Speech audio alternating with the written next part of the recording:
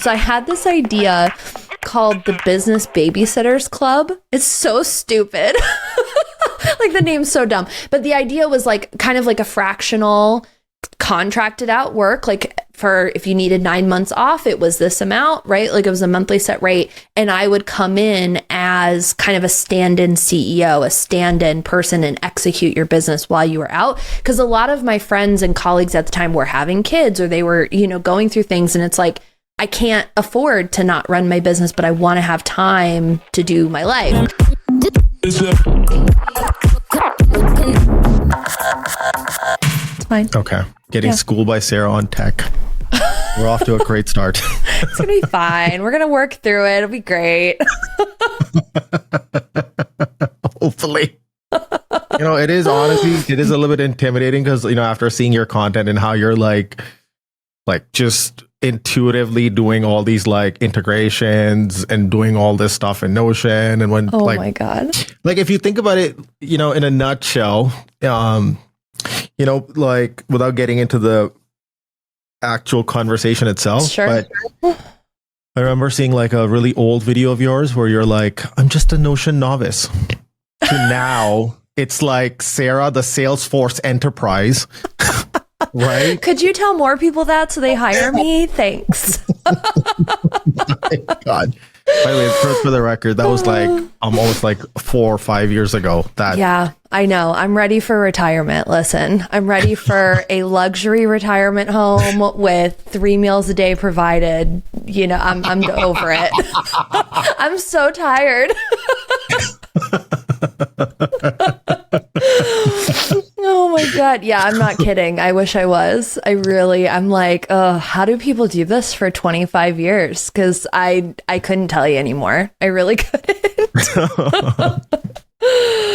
Oh my gosh.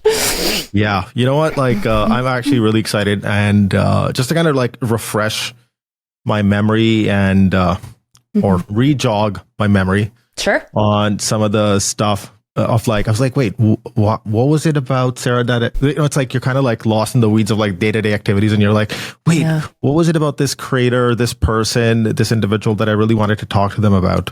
Mm-hmm. And then, anyways, so I just did a quick refresher and realized we're not connected on LinkedIn as well. I know. I just saw that. I was like, how are we not? We've been on Twitter. We've been Twitter friends for like a decade at this point, I feel like. By the way, does this happen with you when you watch, like, maybe this is just me, and we'll get right into it sort of after this thought, after the break, is after these messages, is, when you watch like people on a podcast and you see like the chemistry, you see like they're talking, and usually like people go really deep and nuanced on a podcast for some reason. You don't really do that in real life with your real friends. No. Like, what is that? And anyway, so when you see that, you're like, there's like, it looks like these two people know each other like really well. They probably hang out, go to each other's Christmas parties, but that's seldom the case. No. And then it's like, I've been on podcasts where I've never heard from them again. So it's like, okay, this is very, like, I guess we're not friends, or there's like no opportunity, right? Like, I think a lot of podcasts, like, it's very transactional. They're trying to get the weekly numbers. They're trying to do what they need to do. And that's fine. But I've definitely been on a lot of shows where I'm like, oh, like, I could have been friends with you in real life and like done dinner, but like, I haven't heard from you. So, right. But I think everybody's just, we're all grinding and doing what we got to do. And I think like January, literally you blinked and the month is gone. I'm like, wait, it literally was New Year's last week. Like, no, February's not tomorrow. Like, what do you mean? Don't remind everybody. Let's not do that. It's seriously, it's like the older you get, time flies so fast, and it's no. Yeah, the productivity gurus are taking over my brain, trying to figure out how I can maximize my time, Oh my God, I have so much.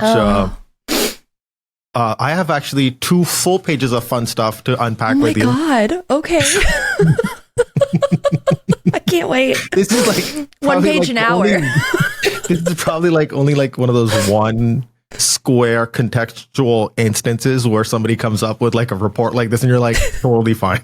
I love it. You need to retweet what because I just tagged you on Twitter, you got to take a picture of that and retweet it and just be like, I am the most prepared podcaster and make everybody jealous because I didn't think I was that interesting. So I'm grateful. Oh my God. Okay. Yes. I just see it now. I will make it. Okay. I will add some tidbits to it and then repost it. Love it. I love it. Yeah. So I think there's like, of course, first of all, there's just a lot of fun ground to cover and stuff. But even before we dive into the deep end, how much time do we have? We have till whenever you want to hop off. I've got nothing to do today. So that's like music to my ears. Yeah, it's my dream to be on Joe Rogan. So let's try to hit, at least 2 hours and, like get that prep work in, One day I will show up. His studio is literally 5 minutes from my house. Like I drive past it every day. Yeah. And so I'm like, how can I get on Joe Rogan? How can I do that?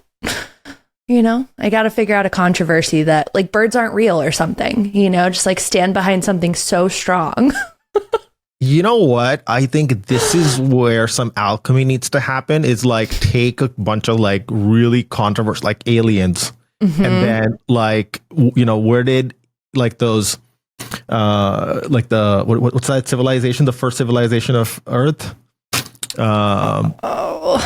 Don't school me on history right now. It was literally on the top of my head. Anyways, but compile some of those ideas into like a really beautiful notion. And so it's like marrying what you do with like what Joe Rogan cares about. Right. Just be like, here's my Notion dashboard on all of the subspecies of aliens that have lived on Mars and Earth over the last 5,000 years. They're categorized and sorted alphabetically. You can search by formula. I've written custom code. Oh my God. There are pictures for all of them. Your way in could literally be like getting through Jamie. Yeah. And it's like, Jamie, it'd be so pull that funny. Notion up. Yeah. Yeah, just pull that up on Google real fast, there's actually just as like a total like side quest. There's this blog that I've been following for probably 15 years. It's called Pudding or The Pudding, depending on, I don't know what their domain is, but it's basically these like data nerds who just literally dive into data. And they went viral probably 7 years ago. They did this insane data dive on original lyrics in hip hop and then ranked artists based on how original their stuff is. And that's like a dream. I want to be some kind of like base for knowledge that people pull up in Google and be like, here is this insane project that this girl did randomly. And it's considered valid and real. How fun would that be? I could be great. I don't know. But I'm like, when do you have time for that? Who has time for projects these days? So I think this ties into like this thing that you keep bringing up on like all these different podcasts. You're like, and you even in like these talks that you've done, you're like, I'm like this black and white person. What's the connection there? I think for me, data is finite and it's real. Science is real. So I grew up Catholic, right? Like I went to Catholic school, wore brown plaid for multiple years. And I like the whole God thing. Like I just don't, if you can't put your finger on it, to me, it's very hard to believe that it's real.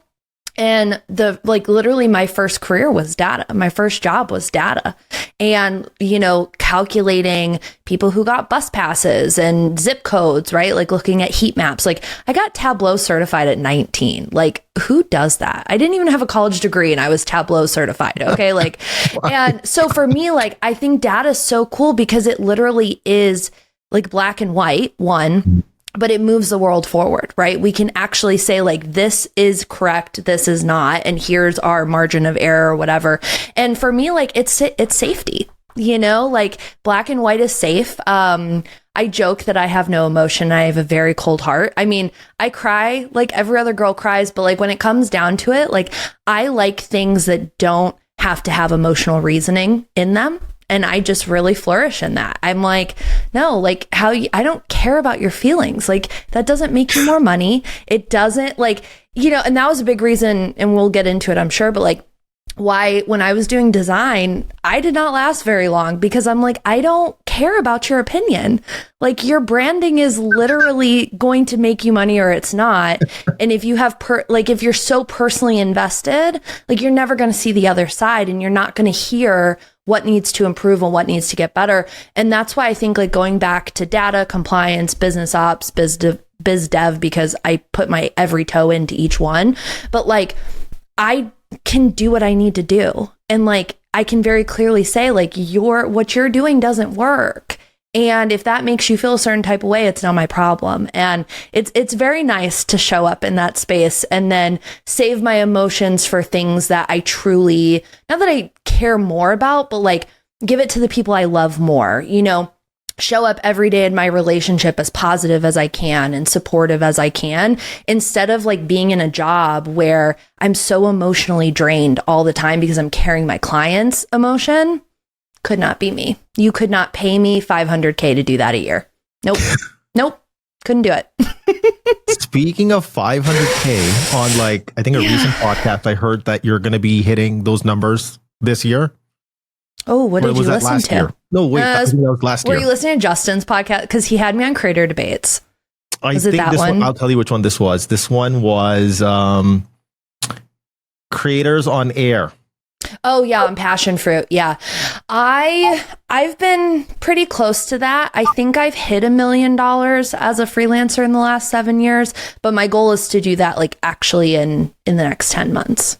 So you know what? Actually, that's what I was thinking would be like the theme of the conversation. Okay. Is I was thinking about that remark that you made in that video a couple of years ago where you were like, I'm a Notion novice, to how you went from that point, point A, to, in your words, outcome, point B, is where you're going to be hitting those numbers in, like, say, the first 2 quarters. Sure. Yeah. What a dream. Are you kidding me? If I could hit that in the first 2 quarters, hello. That would be nice. Payment plans, who? Yeah, we can definitely talk about it. I think, you know, just full transparency with you, it's been very hard to get ahead of Notion, if I'm being honest. And like, yeah, it's sexy and it's cool to say that I'm, 50 in the world, I'm 10th in the US, whatever. But I think that sometimes that gets lost in translation, that like, I don't do Notion. Like, it's just a deliverable and it's usually like a way people sign me on, but like, there's so much more to it. So as long as we hit like the so much more, like I'm cool with however you want to frame it. Absolutely. Yeah. So, yeah. The conversation's about Sara, not Notion. Yeah. Okay. Cause like Lemon Squeezy had me on their podcast and like all they wanted to talk about was templates. And I'm like, I literally don't even sell Notion templates anymore, but okay. Like we can talk about it. I guess we can talk about it. I have a bundle, but it's not just Notion, right? It's like, how do you build your customer journey? How do you audit your stuff? How do you actually give a shit about your business? I don't know, Here's my brain. Yeah. I like to like follow the conversation and just follow what you're sort of talking about. I do have certain notes, prompts, Sure. I might use them, I might not use them. I just thought that like, this is kind of where like just thinking of like not being like tone deaf, like what will be the opposite of tone deaf, like being tuned to sort of what's happening in our society, in the world right now, where like people are not getting jobs. It's very hard to find work, how to sustain yourself. And we can really lean into that, because I think that that's something like my background that no one really, I don't think, knows too much, is that there's a lot I did AmeriCorps, couldn't find another job, and so I literally just like, I was so cynical. I started going to all of our partners and I'm like, I can do this for you, and I landed 40 clients in 6 months, and it's like, cool, I'm not hireable, but I can run a business, I guess, so, and that's like, even like being first gen, like my dad is still in prison. He's got another 3 years, so even like getting over like all of that stuff and knowing that like I come from somebody who literally went to prison for embezzlement and fraud and, among several other things, but like, I've always carried that fear of like, what am I doing wrong? Is that like genetic to make bad business decisions? And how do I show up every day to like not carry that name? You know what I mean? So it's, I'm an open book, man. I mean, you know that about me. Like, I'm happy to talk about whatever. So Yeah. Yeah. Well, that is for sure. You don't hold back in any area. In fact, I think one of the words that you used was spicy opinions. Yeah, my spikies. That's what I'm here for. So yeah, I think it would be fun. It'd be fun to start like, let's give first people a little bit of a background of like, at least my audience, who is Sara, like your version of it. And then we'll go from like, like the Batman origin story. We'll do like a Sara origin story. Sure. Sounds good. Cool. Do you do like an intro, or are you cutting this in a different way? I don't know if you've seen any of my podcasts. Like, I mean, I've clicked through them, but I haven't listened like minute by minute to know. It's going to be as raw as we're talking. Like, I'm not even going to try to like engineer it, do anything fancy. Just keep it as organic. It's like, my thinking always is like, what if two people met and they were talking and there just happens to be cameras and recording? So it's not like so prepared and polished. It's just raw. And so I thought, like, my thinking is like, that has like a slightly different angle and fresh take to it. So I don't try to like polish it. I deliberately try not to polish it and have it a little bit structured and organized, but sort of a little bit messiness is fun. Cool. Okay. Yeah, like I love that. Creative process, right? Yeah, I think too many people over engineer their podcasts, and you can tell like you're doing it for clips and not for the conversation. But yeah, I digress. Okay, so about me, God, I'm so bad at like a quick bio. If I'm being honest, like that is just not something. I'm like, anytime someone asks me for my media kit, I'm like, who am I? What's my name? I feel so stupid. But no, so I'm Sara. I have been in operations and business development for over 10 years. I've worked with nonprofits mostly, and then I swiftly moved over to B2B. And so like my clients have their own clients, which is really great. I've been running my business, God, it was 6 full years in November. So starting my 7th year. And I'm here in Austin. But outside of that, I try to really take the approach. So, I always tell this story because I think context and like full circles are really important. But I don't know if you know who Shea Serrano is. He's a writer. He worked for The Ringer. He was a school teacher in San Antonio, went to go work for The Ringer. And he's one of the few Latinos who have had multiple New York Times bestsellers. And he has like a publishing house now and like all these things. And huge fan. And I went to his book signing once and, undergrad, wrote my thesis about how rappers are actually historians. And he had tweeted and he's like, send me your work, like open call, whatever. So I sent it to him. He retweeted it. I got picked up for a couple of jobs and like by Charlemagne the God, like it was a whole thing. I was like 21, like writing for large outlets. It was wild. I'm like not qualified. And so I went to this book signing and I said, you probably don't remember me, but you retweeted my work and it got me a couple of jobs. And I'm just like really grateful, right? Because I'm just like this little white girl. You know what I mean? Like I have no game, no skin. And he literally looked me in the eyes and goes, when you get to be where I'm at, you need to reach back and pull people up too. But you also don't have to wait to get to where I am. And so I've tried to carry that not only in my life, but through my business. And how can I support either new entrepreneurs, new freelancers, over provide for clients, right? Because you never know where a conversation is going to take you. And it's literally led me to working with very well-known celebrities behind the scenes. Like I've had several opportunities over the years that had I not thought, if I reach back and have a 5-minute coffee conversation, like, is that going to take me anywhere? And so I do that through like my YouTube channel and, like a half-hearted newsletter and, different things like that. But outside of that, man, I'm such a homebody. Like I do so many puzzles. I cook every day, like hang out with my dogs. Like we chill, man. I like to be in silence when I can. I think there's like to your earlier point where you're like, you're an open book, you don't hold back, you're very public about a lot of things. Yeah. So I'm actually really curious, like, there's like this little bit of a dichotomy there.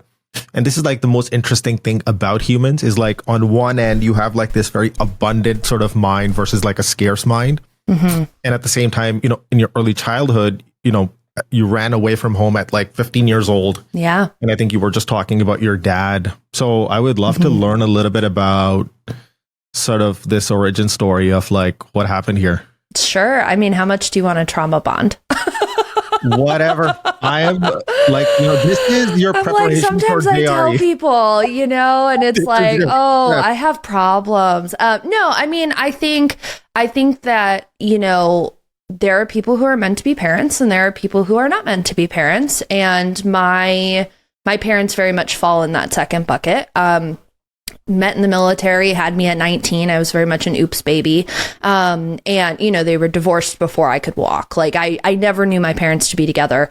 And when I was 8, my mom gave up full custody of me. And so I moved in with my dad, never heard from her again. She got remarried, had other kids, whole mommy issue there. And then, you know, my life was really good. And then my dad got abusive and it lasted a couple of years. And, you know, it came down to a point in my life where I did not think I would live to see 18. I really didn't. And I'm trying, you know, to be mindful, you know, if we put this on YouTube, right, like what's going to get flagged if I say it. But I really did not think I was going to live to see 18. And at 15, tried to myself. And I knew, cause I couldn't see a way out. Like I was like, what is the point of this? Right? Like I grew up going to Catholic school. We went to church every Sunday, like a regular family. It was very, very like behind the closed doors environment in my life. And it was also like around the time that like, I don't know if you remember like Casey Anthony, like her whole story, you know, of like her killing her kid. It was very much like you were going to end up like her. And that was the language in my house. And I was like, I gotta go. Like, I can't do this. And the night I ran away, I was thrown down a flight of stairs. I had 4 hairline fractures in my jaw. I had bruising, I mean, everywhere. And I was like, what's the point of this? Like God is supposed to be saving me through this. God is supposed to be here. Like, what is the lesson? What is the lesson in this? I can't see it. Right. I didn't understand what the point of this was. And I figured I would be better off. And for context, like I grew up in Cleveland, you know, like East Side, whatever.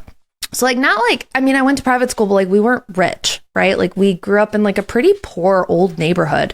And, you know, I thought that I would be better off like in foster care or in, you know, at some shelter or whatever than my situation. And so I ran away and ran to a friend's house, which is, I'll never forget this till the day I die.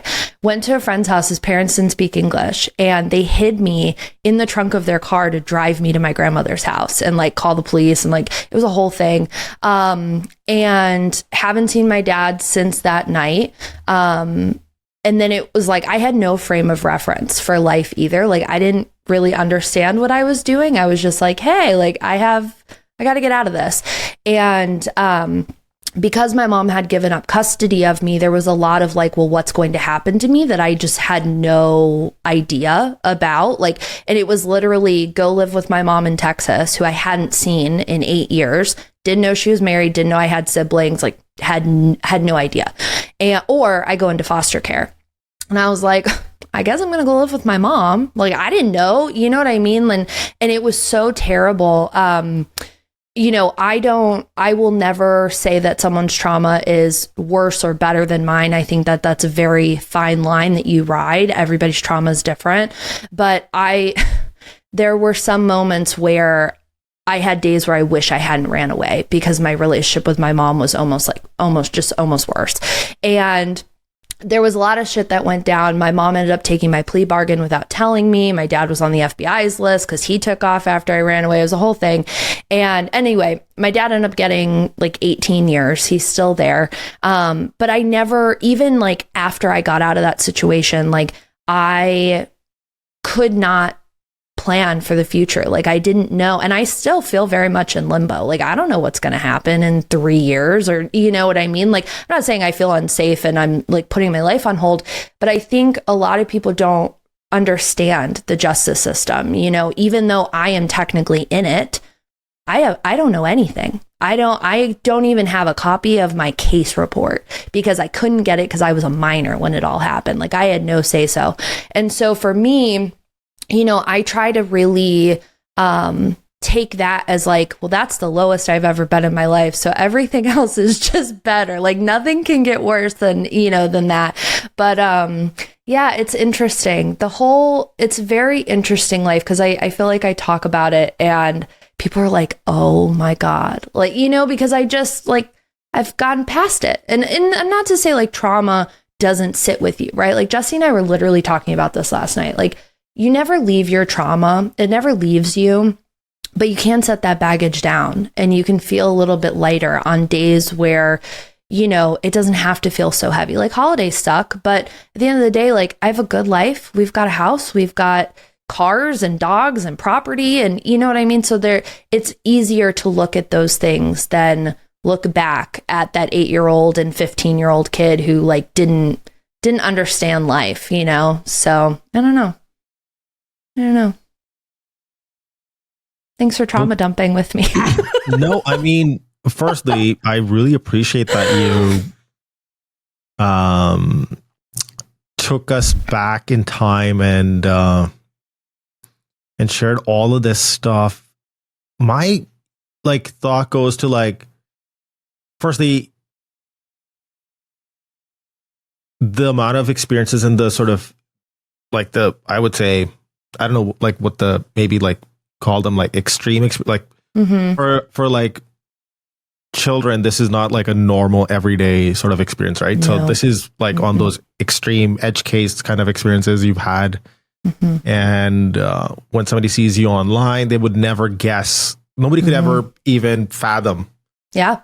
You know, so that's like one set of thinking that arises. Well, the other is, I think to that point too is like, sorry to cut you off. I think the point with that too is like, that's why I don't share a whole lot of my life online. Cause I don't know what, you know, like, do you want to share that stuff with people? Like, yeah, like, you know, it gets you deeper and, you know, whatever with someone and it builds relationships, but I don't ever want to trauma bond with somebody. I don't want to build a relationship on like, oh, I had this bad thing happen to me and I had this bad thing happen to me. Oh my God, we're best friends now. Like that just makes me want to vomit, you know? But I also am overly cautious on what I share online. Like I don't post live anywhere that I am. I don't share, like even my house. You don't know what my kitchen looks like. You don't know what my driveway looks like. Like I am not that YouTuber and I never will be because you never know what could happen. That's all I'm going to say. Well, actually there's a lot of okay, so number one is I actually really respect the angle and philosophy that you have to this whole thing, like just your whole philosophy in life. Like yes, you've been through difficult times, but you don't want to use that as a tool or as a point of leverage, you know? So that's like, I like deeply respect that. So that's like, okay, we could literally end the podcast here. Like that's it. Like that's the big takeaway, you know? Mic drop. Yeah. So I really, really like that. I'm personally, I really, really respect that. It's, you know, cause I also find like, there's a lot of like on the other extreme end of this spectrum is like I'm just traumatized. I have ADHD, and it's like, oh my God, like, do you like, you know, like all that fake crap to just get attention, all that stuff. Yeah, totally. This would be like on the extreme polar end of that is that despite all those difficult times and challenges that you've had in your life, you still become what you've become, right? So, but yeah, let's unpack that a little bit. I'm actually so curious that, you know, when you're going through all this hardship and you kind of are on your own, do you remember the first time where you started to feel like I'm okay, I'm normal, placeholder word? Oh, that's an interesting question. I mean, I think I don't think any point in my life I felt normal, because so after all of that, when I turned 18. I had graduated high school at 17 because of the way that my birthday and cutoffs and things work. And on my 18th birthday, I literally blew out my candles at dinner. My mom was like, okay, so you have 2 months to move out. And I was like, great, bye. I'm out. Like, I'm good. Not going to miss this. And so I ended up doing an AmeriCorps program. That's kind of like where my career started. I was literally 18 years old. I was the youngest person in the program that had ever gone through it. And I did STEM, like Title I after school STEM programming. And so at 18 years old, I was learning how to write curriculum and develop curriculum. And I was teaching K through 5 and like literally around kids who were me, like, which is wild I think that that's something that I've always struggled with is my entire, well, probably more so before I started freelancing, all of my jobs were centered around people who either had parents incarcerated, who had been incarcerated themselves, who were reentry, had their issues. And I never felt like I belonged either. And I think that that's something that I've really struggled with is like, when my dad went to prison, when they found him, it was like a police chase. It was this whole thing. It's wild. My dad's like the first 10 pages of Google. If you Google him, it's fucking crazy. And, like it was just another Tuesday. Like no one talked to me about, hey, like we need to send you to therapy. Right. But so like the second I turned 18, I was like, cool, I got to make money. Like I'm on my own now. Like I never had somebody I could ask $20 for. You know what I mean? Like even now, like I don't ask anybody for anything because it's so ingrained in me that like I am an independent individual. And so I did AmeriCorps and then immediately they kept me on. And so I had a full-time salary benefited job at 20 years old without a college degree. Right. And then I was like, okay, I guess I'm going to go to college now because I wanted to do this other thing. And I didn't need to go. Like looking back, I'm like, no one cares that I have 2 degrees and I'm first gen. Like no one cares about it, And so and then going into freelancing and entrepreneurship, like that's like a whole nother world that's not normal, right? Like for us, it's normal for us. All of our friends have businesses. I don't know really many people, maybe 10 people who have normal jobs. Like I'm not in that world anymore. But if we rephrase the question in terms of like feeling free and feeling confident in my choices, I think it unraveled and became real the second I moved out. And that was the best decision I could have ever made because it's like I have full authority to live my life. My parents aren't paying my, FAFSA or, whatever, right? Like I've been an independent student since I started college and I was very fortunate for that. But, I think it's been overwhelming too, though, having so much freedom and no one talked to me about life ever, so it's like, I'm just winging it every day. I'm like, oh, this feels great. Gonna do it. Here we go. So, yeah, I don't know. Would it be fair to say or assume, that you never actually really got a chance to be a kid? Oh, no. Mm-mm. No. I've literally, because that was like the other thing is all of my siblings are 10 plus years younger than me. So the second kids showed up, I was built-in babysitter. So I've literally been an adult since I was 10. So, and it's fine. But that's why I'm ready for a retirement home. I could retire in 5-10 years and not blink an eye. I have ran my course. I have put my stripes on and I'm good. I'm so curious, like, like this is like the most cliche thing I'm probably going to say in this entire conversation. Sure. Hopefully, fingers crossed, is, what's that quote? It's like, our perception of reality is reality, not reality itself. Mm-hmm, mm-hmm. And I'm so curious, like, despite all these things, what's the perception filter that you put on things where you are what you are, or what has what is that filter that's led you to like take these decisions? Because I'm thinking like one thing is like recognizing that being an entrepreneur, mm-hmm. making money, like that was like one path that mm-hmm. kind of took you out of it. Like for some people, it's like, when they're in these kind of situations, they seek out something that they can hold on to or anchor to. Like sometimes mm-hmm. it's religion, mm-hmm. sometimes it's work, sometimes it could be, I used to go to the gym and mm-hmm. that helped me, so it's like, what's that stream that they can put their canoe in and get out of it, you know? So I was, I'm guessing or assuming, would that be the work, or what else is it? Yeah. About? It's honestly, it sounds so immature, I think, to say it, but it's literally been vibes. Like, I think for me, I'm in a great position where I'm really good at a lot of things. And I don't say that to sound ego Hashtag or true story. Yeah, hashtag. But like I'm very good. And so, yeah, I think like it's literally vibes. Like, as long as it feels okay, why not explore it? And I think that it's wild, because I think when we think about entrepreneurship and like the messaging right now, it's like, you got to pick your niche, you got to do this, you got to do this, right? It's like, no, like entrepreneurship in its root is meant for exploration. Like, why are we not exploring and creating? And, so like, I know a lot of people like feel a certain type of way about, when I quote unquote pivot, and I've been a pivot queen, which, oh my God, it makes me want to vomit how many times like that's been used against me. But I'm like, but what you guys aren't seeing behind the scenes is like, I am constantly refining my skills. I am honing new crafts.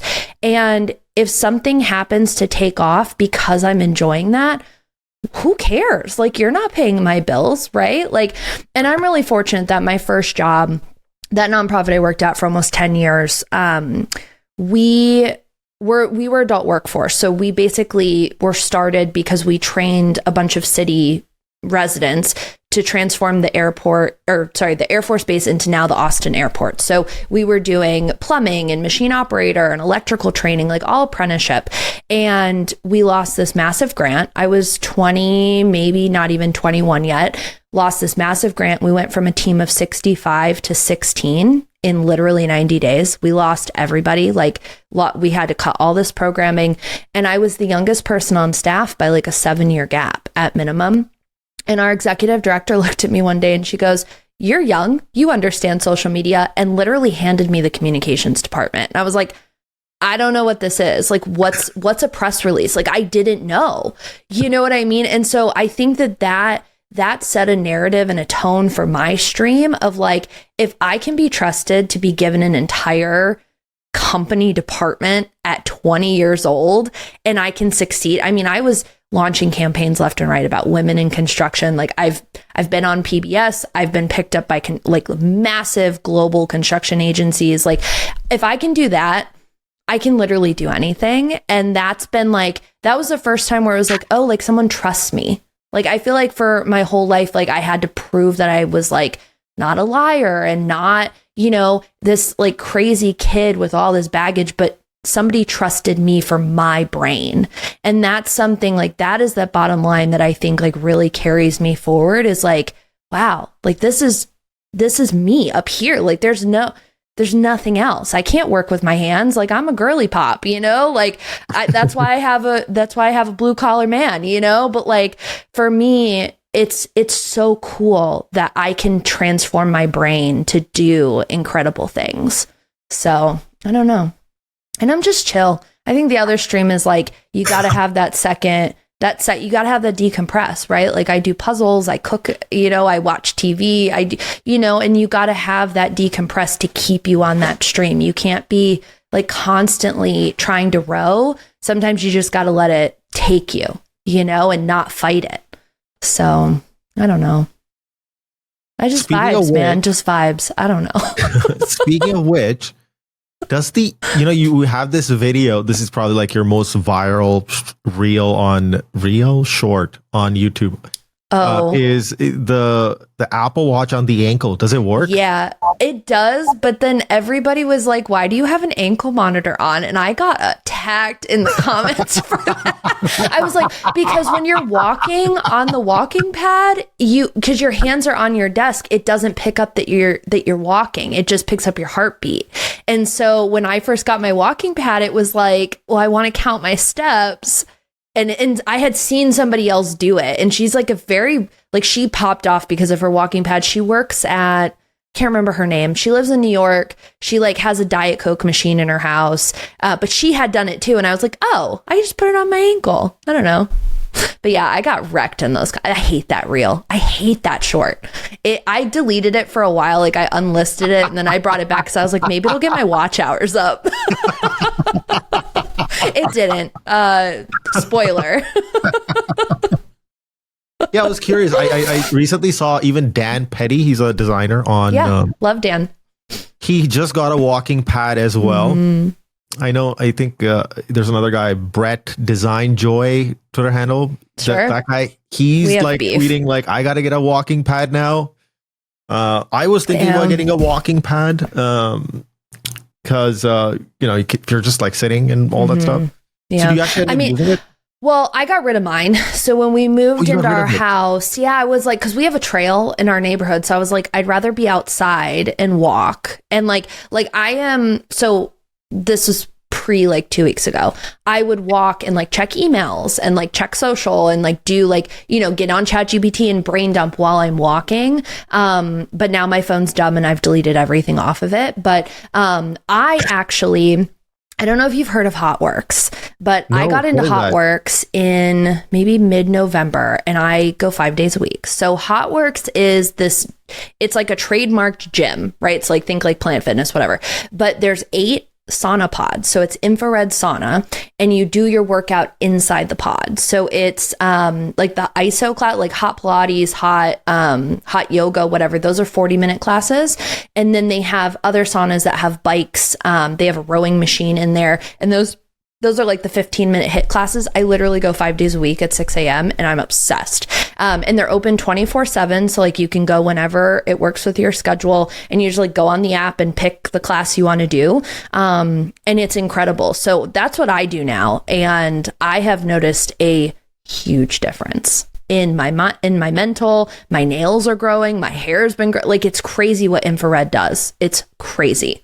So I would recommend go to Hotworks. I wish I had an affiliate code, guys, but I don't. So Hotworks is basically, it's just like, they branded CrossFit. Yeah. But it's just like a different, like you said, like the infrared stuff and all that. That does sound actually really cool. I'm also kind of like on like a little bit of like what's that guy? Brian Johnson? I don't know if you follow him on X, the Don't Die guy.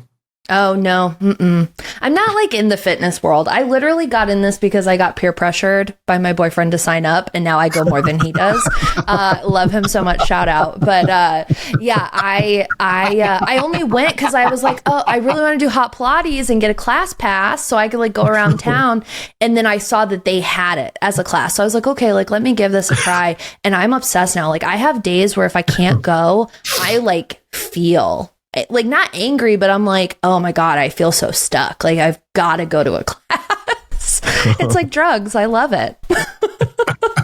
Right. Well, that's fantastic. Do you know who Joel Runyon is though? I follow him. Do you know who Joel Runyon is? Joel Runyon. Yeah. Have you come across Joel on Twitter? No. Okay, so you should follow him. So he owns Impossible HQ and he has this whole model of like goal setting's fine, but you should always be building on top of that. And he's like a huge athlete runner guy. And so it's like, okay, you want to run a half mile. Okay, once you achieve that, now you need to run a mile. Now you need to run 2 miles. And so you're constantly growing and climbing. And his method has really helped me. And I've known him for years. And he's here in Austin too. And that's like, that was nice to like feel like I could slowly get into working out and fitness because we eat great. Like I'm not like over here being like, oh my God, I have to learn how to meal prep, but like how do you actually like get going, and feel like you're accomplishing something instead of like all these crazy like what's the 75 hard? I'm like, I could never do that. I don't want to try to do that. But what can I do every day to feel like I'm growing a bit, So definitely worth checking him out. Joel's great. He's really cool. And his office is phenomenal. I'm like, I need to host an event there because it's great. It's surprising that there's just so many cool things happening in Austin. Yeah. I was there last year for work. I did end up going to the Mothership for 2 different shows. Yep. The Fat I've Boy been and so much. I love it. I forgot the other room's name. What is it? It's Fat Man and Little Boy. Yeah. I did end up seeing 2 different shows. It was really fun. And there was like, I forgot the name of the pizza place, which is like out in a courtyard, and it's like a trailer where they serve you the pizza, and it's like in that courtyard they have like a little wine shop, and then they have like live music. That place is new, or newer. Oh my God, what is it called? Yeah. Because there used to be a really like high-end restaurant in the front, and then they opened that in the back and closed the big restaurant. Oh my God, we just ate there. Yeah. I know exactly what you're talking about, but I can't remember the name of it off the top of my head. Yeah. That was a lot of fun. I really enjoyed being in Austin. I stayed at like the Sonder there. Oh, cool. Yeah. Anyways, it was fun. So Austin's a great time. Anytime you're back, let me know. I take offense now that I didn't know. No worries at all. So I in fact ended up going to what's this place called? Nashville, to go do the podcast live with Dan Petty. Fun. How fun. Yeah. I didn't know he was in Nashville. That's cool. It was anyways, it was just a fun random thing that happened. So kind of coming back to, I think I heard something that you on another podcast that you were talking to somebody, and you said something, and you were like, and this is like you're kind of like talking, and you're just like, executives are not aware of the workflows of the front line. And yes. And I was like, oh my God, this girl totally gets it. Yep. And what I really liked about that was that you really understand your customers, and you also understand what different people at different altitudes care about. Yeah. And so that actually ties into like sort of 2 different thoughts that I'm having, and we can maybe just pick one. We can do both, whatever. One is, actually, as you were sort of talking about that early experience of like from that Air Force base to the airport work that you were doing, I'm so curious, maybe like that's probably where you understood all those different stakeholders and what they care about, and getting thrown constantly into the deep end, trying to figure stuff out. And I think that also builds like that creative business confidence that you have now, right? So what I wanted to explore was, what is it about those early experiences, or how did Sara get to the point where she can say something like that? Where she's like, executives don't get your fucking, they don't care about the fucking work. Because I don't care about people's opinions. I mean, I do. No. No, I think so. Yeah. Going back, early career, I think what was great about the fact, so also alongside of communication. So I got hired as a data assistant. So $12 an hour, I was like, oh my God, I'm rich. $12 an hour. Like, are you kidding me? I had never seen $12 an hour. And mind you, I was 18. Like, I was like, I have so much money right now. It's wild. And it's so stupid. So stupid. But literally I was like, wow, like that's like more, that's almost like double minimum wage. Like that's crazy. And so I got hired. We were at that point, skill points a year younger than me. So it was turning 20 when I had started there.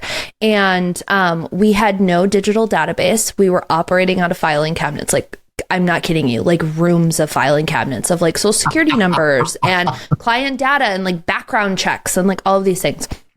And I got hired at a time where we were owing almost $100,000 a quarter to the city because our reporting was so bad, because we had no frame of anything. And so before all the communication stuff started, I literally learned SQL and like built a database for this business because we had nothing.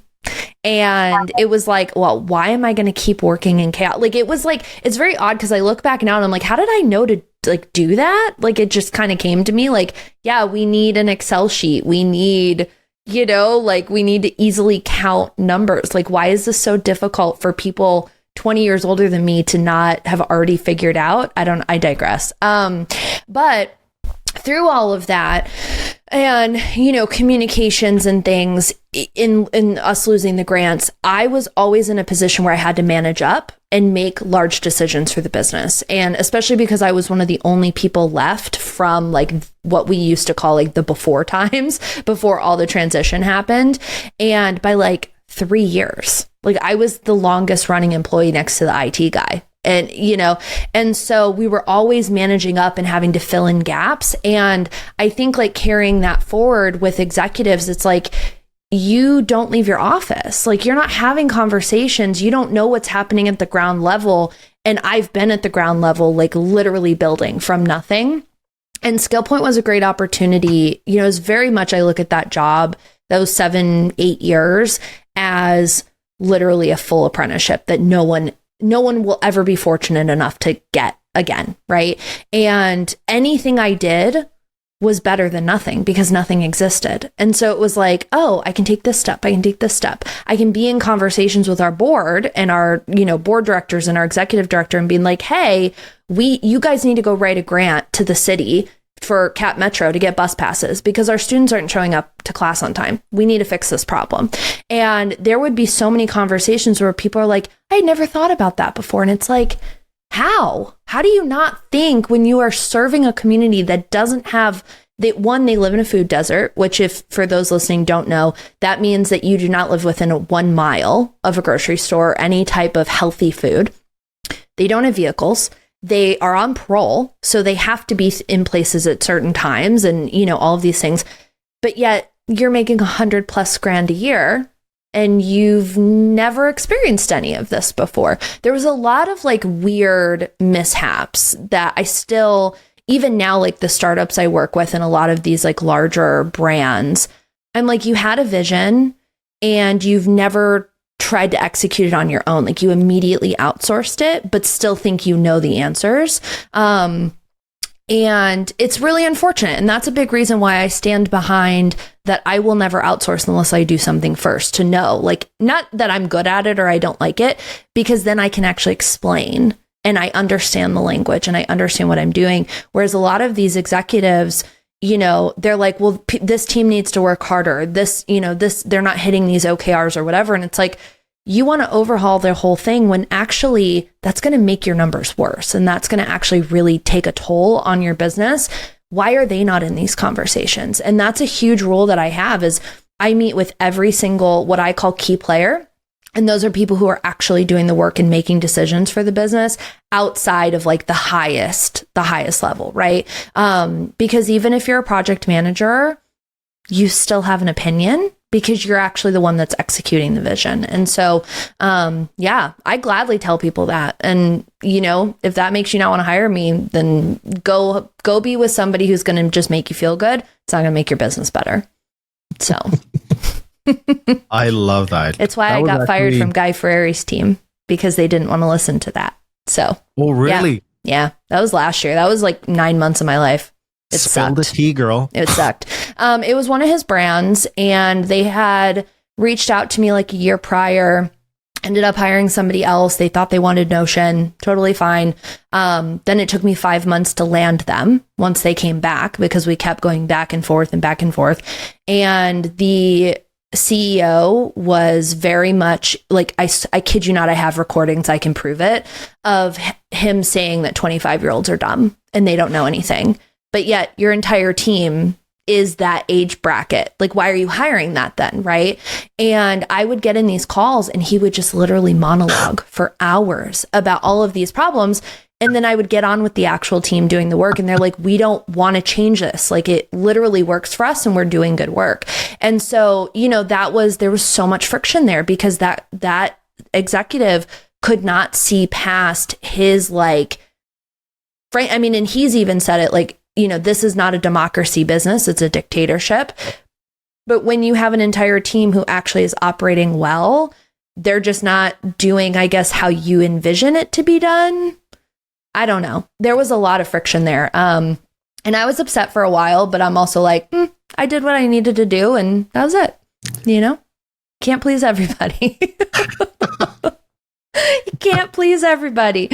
You know, and I think that too, you know, people all the time, I mean, you see it on Twitter too, you know, people are always like, the $5,000 client is better than the $500 client. And I'm like, no, it's not, because that contract was $50,000 and it was the worst 9 months of my life. So money does not matter. It really does not. If people want the change, they are going to put in the work, period. Doesn't matter what the invoice is. It really doesn't. So, yeah. I'm not afraid of anything. I'm like, throw it at me. Let's do it. You know, give me the worst problems. We'll make it better. I mean, from like, I guess like, you know, like not only from like what you've experienced as a kid, from your personal side, but also like from a professional side, getting thrown into the, like I said before, you know, like getting thrown into like these difficult situations, deep end. You're like, I got to just figure this out. Hey, floaties were invented for a reason. That's all. You know? Are like the, you know, what do you call it? Like the textbook entrepreneur. Like, thank you. You know, because like entrepreneurs are literally like constantly just looking at the universe and like finding holes and how to fill those. But the most important part about an entrepreneur is to look at any difficult situation and just reframe it. Be like, wait, why can't we just go like this? And you're like, oh shit. Yeah. Like, why is this so difficult? Like, why do you have to pay me to see? But also, I think when you're so deep in things, you know, it's hard to see outside of that. And that's why consulting exists, you know? Sometimes you need the outside perspective, you know? So sometimes you need the outside perspective laid out in graphs and charts in a beautiful slide deck. Yep. And a Notion dashboard if that's what you really want. I will do it in any platform you want if that's what is going to make it feel better. I don't know. Yeah, exactly. Yeah. So you know what? The other thing I wanted to explore within that sort of same topic area was, and I know that that's like a little bit of a consistent theme in a couple of conversations that you've had across different podcasts and even in your own videos on your own YouTube channel. Is and that's like actually I actually made a specific note on that specific topic wait, let me just make sure. So there's like two thoughts there also. But I'm also kind of like a little bit of like a lattice work of thinking, like you're good. 6 different thoughts intertwined with like 6 other different thoughts. Because like ultimately everything is connected, you know, at least in my head. So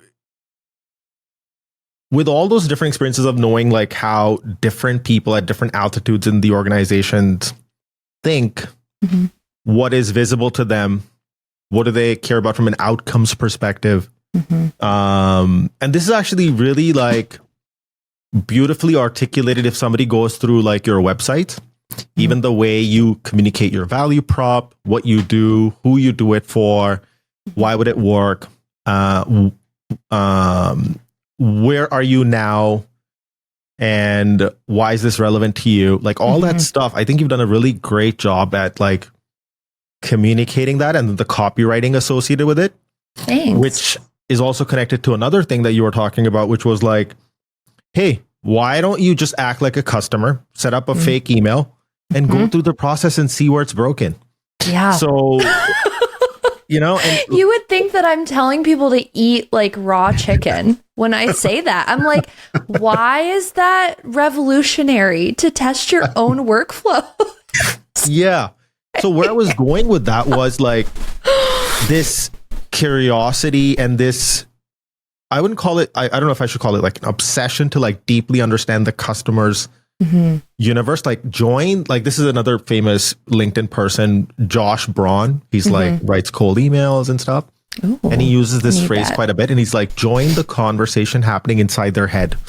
Yeah. And I see you do that like masterfully. I'm just so curious to learn, like, you do it really well. Like it comes through in what you're saying and the copy that you're executing. By the way, there's a funny severance joke on your product page. I'm so glad you picked up on that. I'm like, how nerdy? Can I just get the nerds to sign on with me? Oh my God. I saw that. I was like, yep, that's what it is. Oh my God. For those who don't know, severance macro data refinement is actually a real job.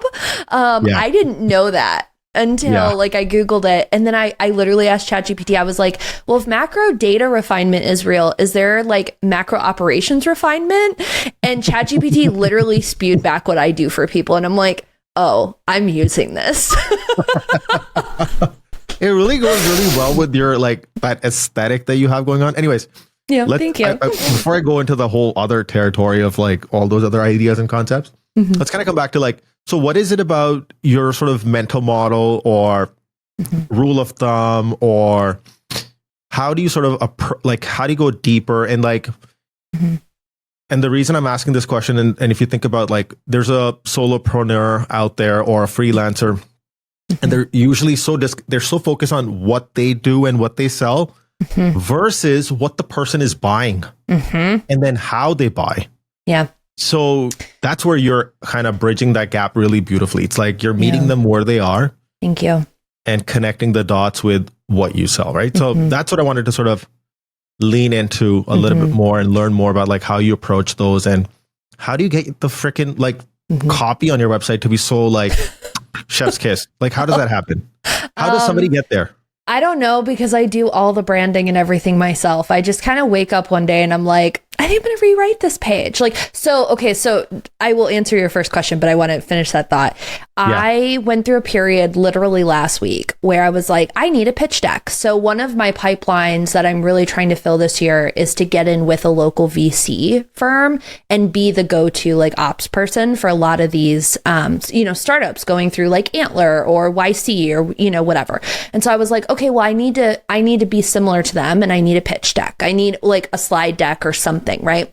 And so I came across Art Capital, which their pitch deck is like the go-to pitch deck. Apparently, they've done like over $200 million in funding from this like slide deck. And so I started looking at it and plugging it into ChatGPT, like how, with my stuff, how can I kind of model it? And then I'm like halfway through. I'm sitting at this coffee shop. I've been in Canva for like 4 hours at this point.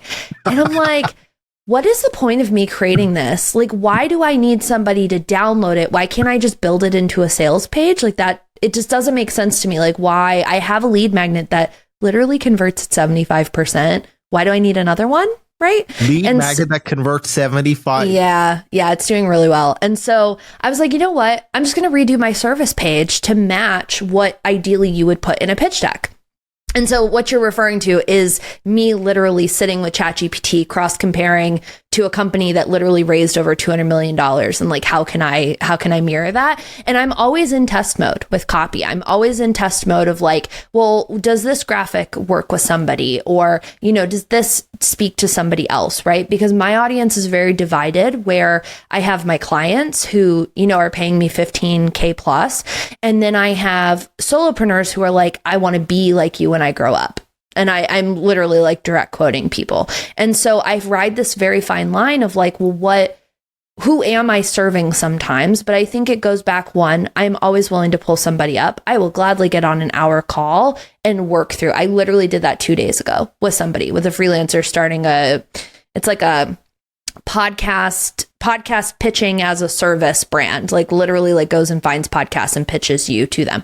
And so then, so that's constantly like, I'm always trying to refine the messaging and make it clear, because to answer your first question, I do not have set deliverables, which does make hiring me a little difficult, because all I do is meet people where they're at. I have my set quote unquote curriculum that I've developed for my clients. It's called the SCT model, stands for Systems, Culture, and Training. But if you're from Cleveland, it stands for St. Clair Thugs, from Bone Thugs, shout out. But, so I have a model that I put every single client through, no matter what the outcomes are. So if you're hiring me just for a Notion build, okay, well, how do you work? I can't build you a project management workspace if I don't know how you operate, right? Which opens up so many conversations about trust and micromanaging and, tagging and tasks and, all of these things. But then I get into the larger companies, like I helped a CEO exit and like rework his role so he could just own the brand and not do the work, quote unquote. So it's like, okay, well, your C-suite team is a mess. All of your project managers quit. We can't fix you until we fix what's below you. So I put everybody into this model, and the outcomes are so vastly different. And that takes a lot of trust from a lot of people to say, you are going to actually do what we need to do, and probably then some, but you can't speak to exactly where that finger is going to press, or what button we're going to press and where. But I think, I think the bottom line, especially for newer, freelancers or solopreneurs, is like, I've never done custom proposals. I think some people can be good at it. I think it puts you in a very uncomfortable situation if somebody asks you to tweak something, or like, for instance, you know, when I was doing branding and design for a little while, like, nobody wants business cards, but every so often people would ask for them, right? It's like, well, if I didn't exactly put it in the deliverables, like, I guess I'm not doing it. It's like, why not? It takes me 5 minutes, you know? And I think a lot of people are very hung up on the set in stone. Whereas if you build yourself the best strong box that you can do whatever you want inside of that box. And I think a lot of people forget that that's a possibility. So.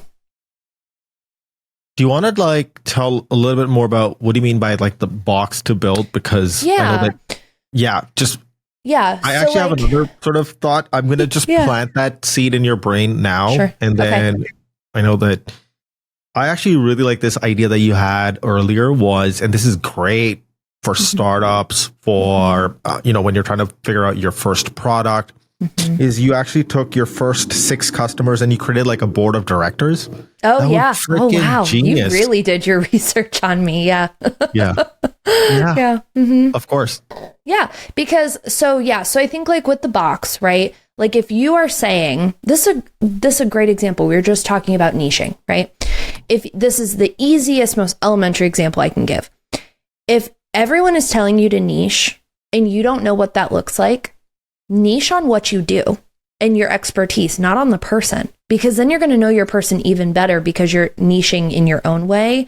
So a great example is like, if you do Squarespace, right, and you do more animations or more like bold design, you're going to attract people who want bold design. It doesn't matter what product they're selling because they're hiring you for your expertise and your art, not because, you know, you're working with mommy bloggers. I give that example all the time and people are like, what? And I'm like, if you've never had a kid, you should not be working with parent brands because you don't have that experience to actually speak to that. But if someone came to you and they're like, I want, what's that one website that was like going viral on Twitter? It was like the airline ticket thing. And it was like so over animated. And like every time you moved your mouse, like something new happened. Like people are going to seek that out, not necessarily what the copy is, right? You can go hire a copywriter. And so for me, I have put myself in the box of I streamline and automate processes. I can do it for CPG brands. I can do it for people in accounting. I can do it for trying to think about it. I've done it for VC real estate firms. Like I've literally worked on, I'm working with an NHL like Olympian right now. Like I can do it for anybody because my box is process. My box is data, right? And so I think that is also, you know, going back, you know, to the conversation earlier of I am open to exploring. If I'd never worked with a public figure and, you know, this Olympian came to me and was like, you know, I want a Notion build, whatever. And I'm like not willing to say yes to that. Like, what's the point, right? Like just because they're a public figure and maybe I'm not so good at discretion or something, like why take yourself, you know, out of that experience? And I think a lot of freelancers and solopreneurs and people starting out are so afraid to look wrong online that they try to do everything so quote unquote like politically correct to feel successful, to look successful. And it's like, no, you need to figure out what your home base is. And then what does the neighborhood around it look like? You know, everybody has different neighbors who do different things, but we all have that bottom line where we live in the same neighborhood, you know? So I'm not saying like, you know, work on packaging if you've never worked on packaging, like, you know, don't get hired for that. Do a couple test projects and then dive in. But like, you know, like feel confident to do what you do no matter who's in front of you. So. Oh, I really like that. That there's a couple of different people who've echoed that sentiment, but I like your sort of own authentic version of it, which is kind of like, and tell me if I've sort of understood what you're saying, is like one is like, these are the themes that come to my mind. So I'm not necessarily giving it a definition, but just like, you know, you're kind of like saying, okay, be authentic, be who you are, double down on your strengths. So if you're really good at something like playing the banjo in a specific way, just teach that, right? Yeah. You have like these very super hyper specific niche TikTok channels, for example, right? Where people do like, there's this guy, I follow him for, I don't even know why I follow this guy, but It's just so entertaining. And every single video he does is the exact same video. And the videos are, today we get to do bangs. And he just does bangs on girls. And it's the same video, same shot, but just... But that's and it's got thing. like 2 million followers or something. Yeah. Right. Yeah. So I think that, so the double down on your strengths, who you are, be authentic, and let the expertise be the niche, not exactly some sort of arbitrary thing. Yeah. I mean, I think the other thing, and I've talked fairly in depth about this too, is like, I think when people leave their full-time jobs, they totally wipe their brain of their skill set and their knowledge and their expertise. Like, I know nothing. I'm going to start this business. I know nothing. And it's like, yeah. And so, and that's, I think, when people look at, kind of my journey and connecting the dots and, that thing, it's like, whoa, you went from this to this to this. And it's like, no, I went back to what my skill set was because one, I didn't know that I could like freelance or consult doing what I did in my, like I literally thought entrepreneurship was Steve Jobs. Like I didn't know that like me, a kid from Cleveland, could do that. Like I just didn't know. And so when I circle back, it's like, I look at my skills list and I tell everybody to do this. Sit in December. I don't even care what your goals are. You don't even need to set goals. Okay. Like it's coming from someone who never set a goal in her life until a year ago. Like, I don't even know how to set goals. Okay. You tell me the SMART goals method. I'm like, that sounds so complicated for no reason. But if you look at your skill set, you jot down everything that you know how to do. Photoshop, video editing, you know how to build a database in Notion, you know how to, use CapCut, whatever, right? You list all of that out and then you forward think, right? Kind of like a pro con list. What do you want to get better at and keep working on? What are the things that you absolutely hate? Cross them on the list. What are the things that you are like mediocre at? And you're like, if I get picked for this skill, like I'm not going to hate it. I'm not going to love it, but it's going to make me money. It's what I call like, just like extra money, right? It's like stuff you weren't thinking of. Like I still do design. I have people all the time who are like, do a website. I'm like, sure, happy to scratch that itch, right? But if you're not constantly looking at that skill list, you're not growing in any other way. And I think that that's like a big disconnect that a lot of people have is they wipe their brains and they're like, I know nothing. I'm going to make websites. And it's like, why? We don't need another website agency. I promise. So tell me something, like when you sort of introspect, self-reflect, and because you've probably done this exercise yourself, like what are your top 5 skills according to you? Yeah, top 5 skills for me would be journey mapping. That is like I can fill in gaps and cross out access like nobody's business. I am a scrappy motherfucker. Okay. Like, sorry, bleep me out if I can't swear, but I'm scrappy. Right. And I'm really good at connecting gaps and saying, hey, like why, if someone like this is a great example, easiest thing, right? If someone fills out a contact form on your website to work with you and they're not qualified, what do you do with them? Do you know how many times people are like, nothing, I don't know what to do with them? And it's like, okay, let's put them on a newsletter list or an email list or put them in like a side bucket in a database with the tag. So if you did want to create templates or downsell or offer hourly consulting, you have warm leads already. Like, and it's wild to me how simple those things are that people just don't think about because it wasn't spelt out in whatever course or YouTube video that they watched about starting their service business. So journey mapping, I could die tomorrow and say that is my number 1 skill.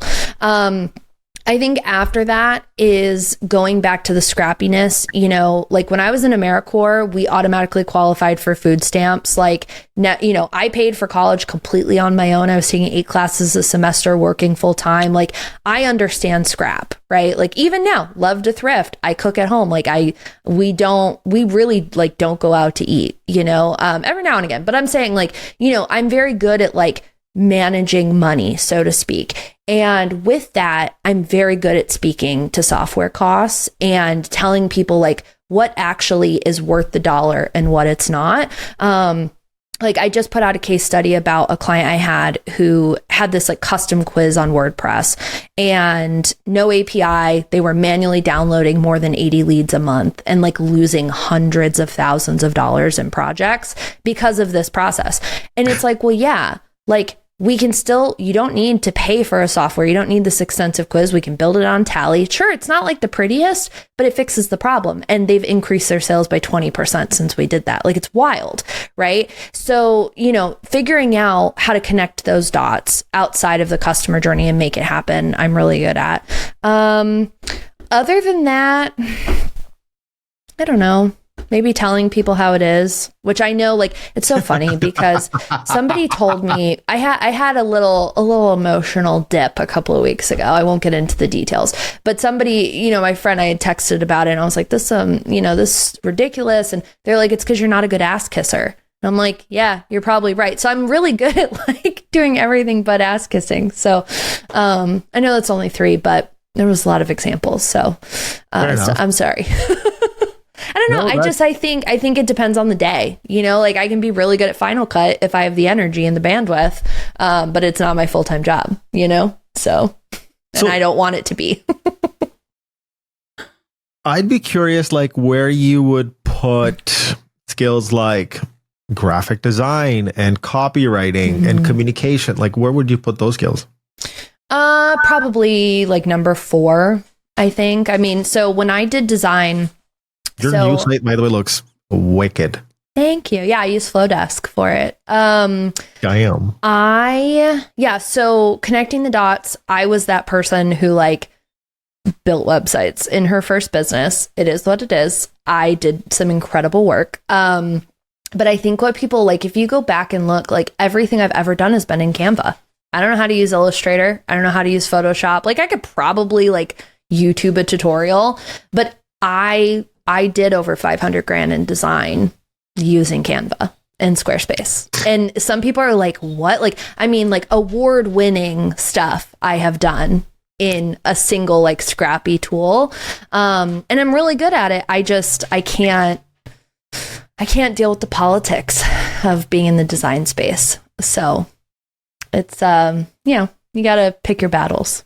So you're not like a textbook, like you didn't go to like design school or anything, right? No, my degree's in public history and media. I wanted to work for the Smithsonian and be a curator. Like that was the goal. So that, I mean, here we are. But yeah, I literally was like history my whole life. I never took an art class. I mean, I took an art class, but like it didn't stick enough to be like, oh, I'm going to go to art school, you know? So I mean, because your design aesthetic is like very clean, contemporary. You know, you remind me of, there's another person, he's a designer. He's not, again, classically trained, didn't go to design school, but a very famous designer. His name is Van Schneider. Okay. Tobias Van Schneider. He used to be a designer at Spotify. Okay. And then he created this really cool app called My Mind. Okay. Which is... he's like, I don't want to butcher it, but it's like Pinterest, but like without the sharing component, but it's like more of like your swipe file. Did you just tweet about that today or did I see that from somebody else? Because now that you're saying the name, I'm like, I saw a screenshot of this earlier, literally like 4 hours ago on Twitter. Yeah. Was it you or no? Yeah.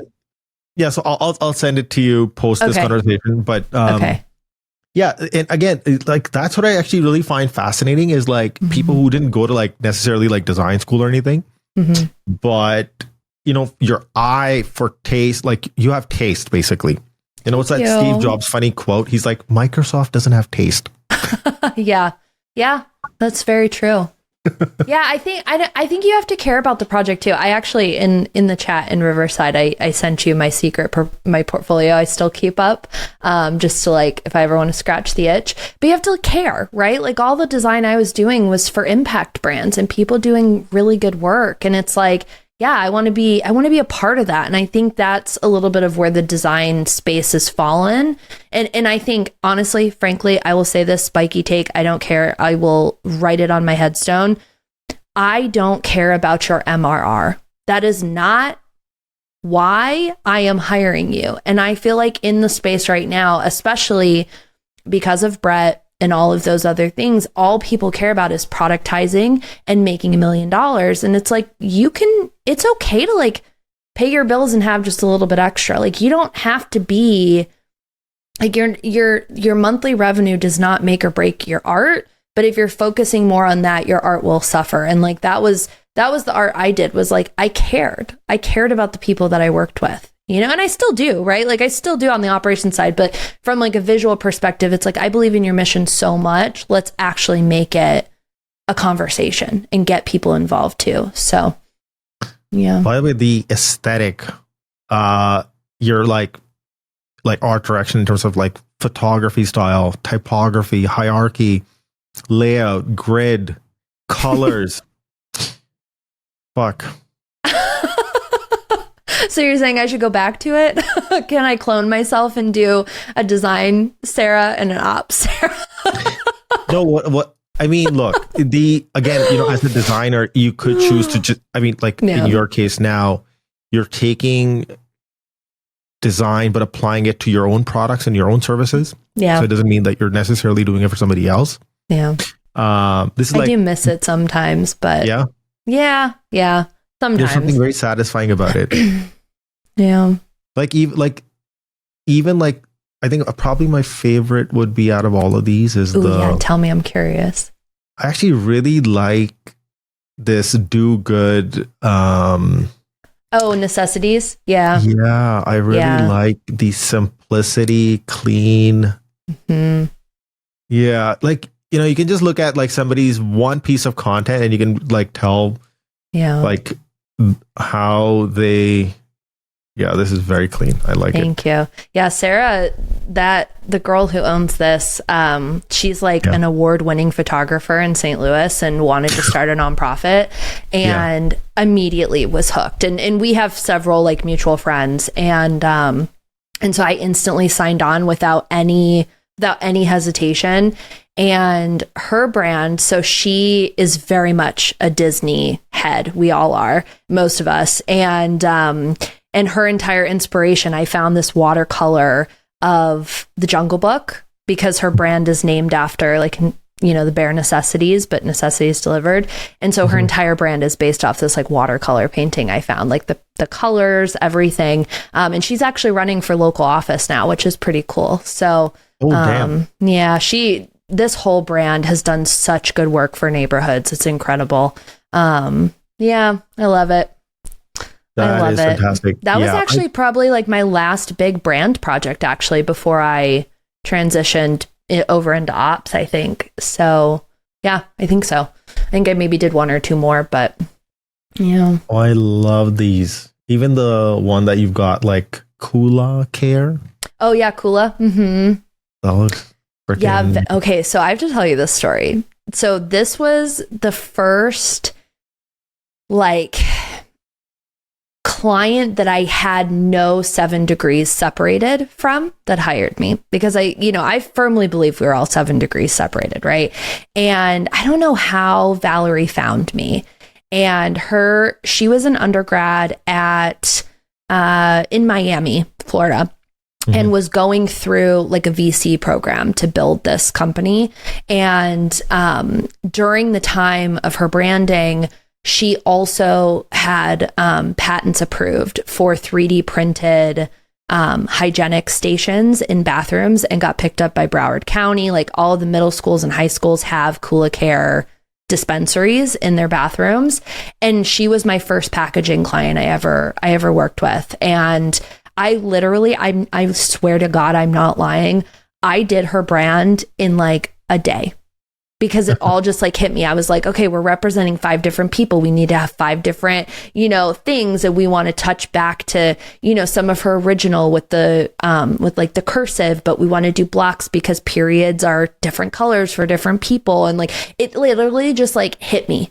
It just hit me one day.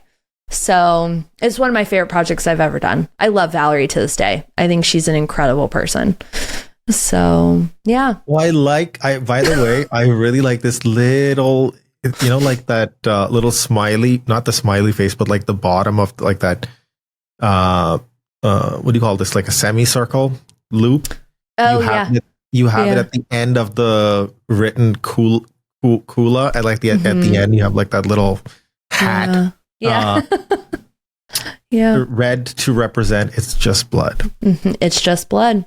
And I think the other thing with her too, it was very important that like regardless of, you know, what you identify as, everybody bleeds that has a uterus, right? And so it's like that little thing that connects us regardless of how we show up every day as ourselves. So it was a cool brand. It was a cool project, man. Oh, yeah. I love it. So maybe I should go back. No, I'm kidding.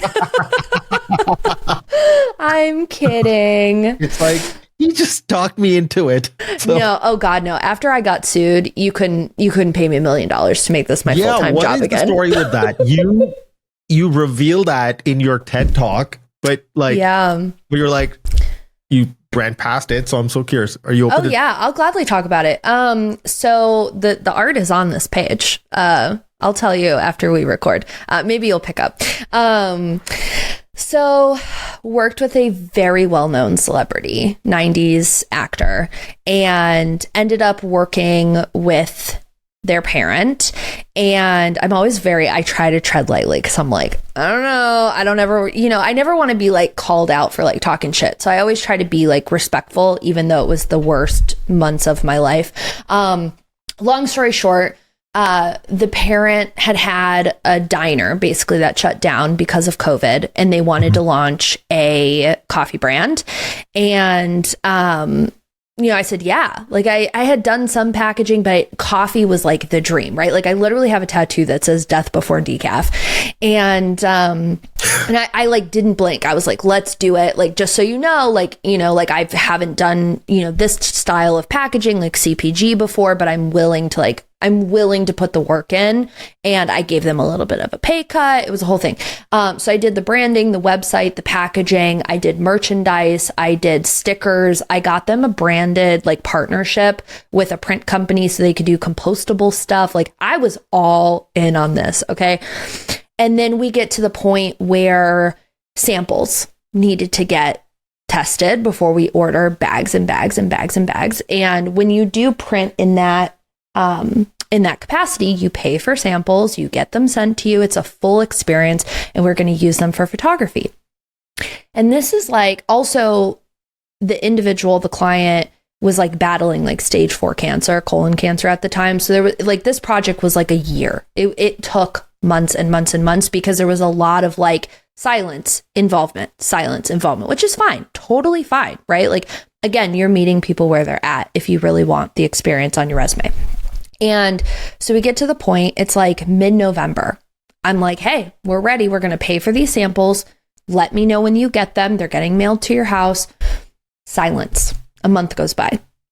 And I'm like constantly like, hey, like, did you get the samples yet? Because we're going to send them to our photographer to use them for product and, just put like fake beans in it.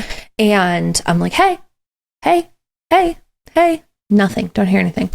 And then the first week of January, I get an email saying, hey, samples, I'm going to go pay for the whole order. And I'm like, okay, what do the samples look like? Like that you're going to drop $7,000 on packaging. What do the samples look like? Let me see. Send me. I kid you not, to this day, I've never seen a picture of these samples. I don't know how they ended up. Couldn't tell you. But the full order showed up at their house. And long story short, what had happened is the print file that the company had given me was for the wrong size of bag. Nothing was wrong with the bag. They were just bigger than what they were supposed to be.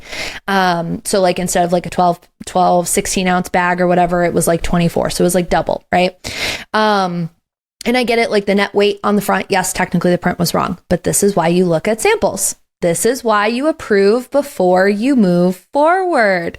And then it was immediate legal threat. You're paying for this. This is your fault.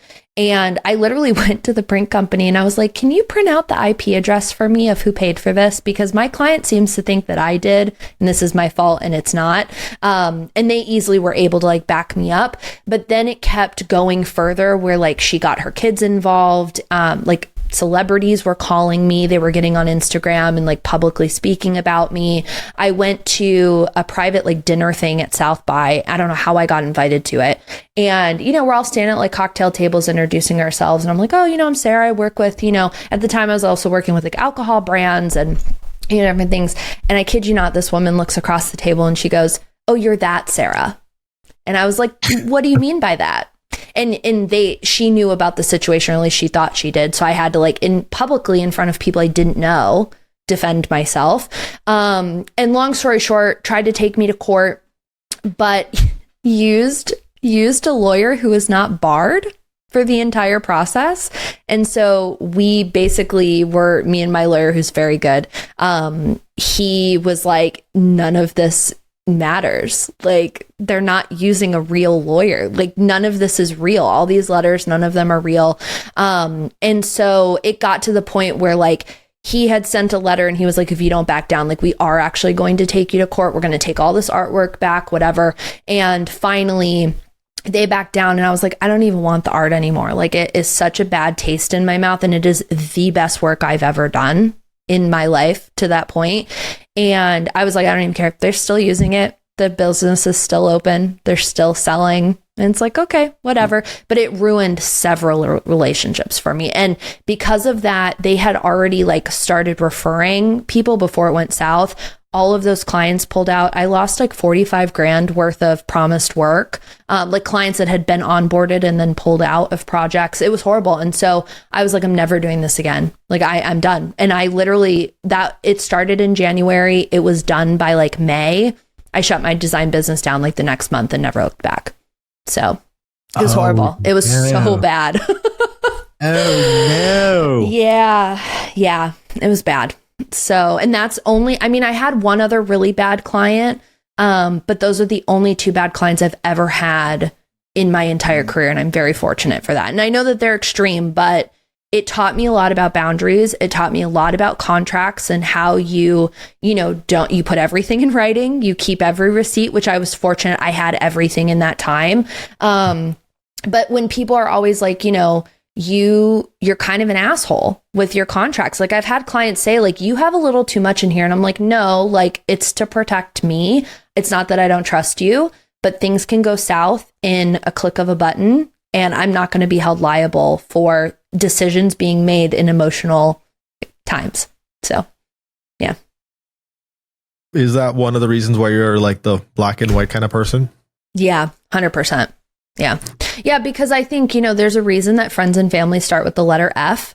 And if you are going to play in that space, you have to be mindful, So you have to be mindful of your time and your expertise. And, people are either going to respect it or they're not. I'm very quick. Like, how they say like leadership, like you should be quick to hire and quick to fire. I do the exact same thing with clients. Like, you're going to show your true colors in the first 2 weeks of working together. And I have no problem letting you go if we're going to have issues, like that's just how it is. It's basic respect. Like, it's not hard. Yeah. God, I sound horrible. I'm just like, why would anybody work with me? This is such a relatable story, is because the creative work, the design work, like that kind of stuff, there's a lot of opinions, and it becomes like very subjective, and it's very hard to be like, oh, 2 + 2, right?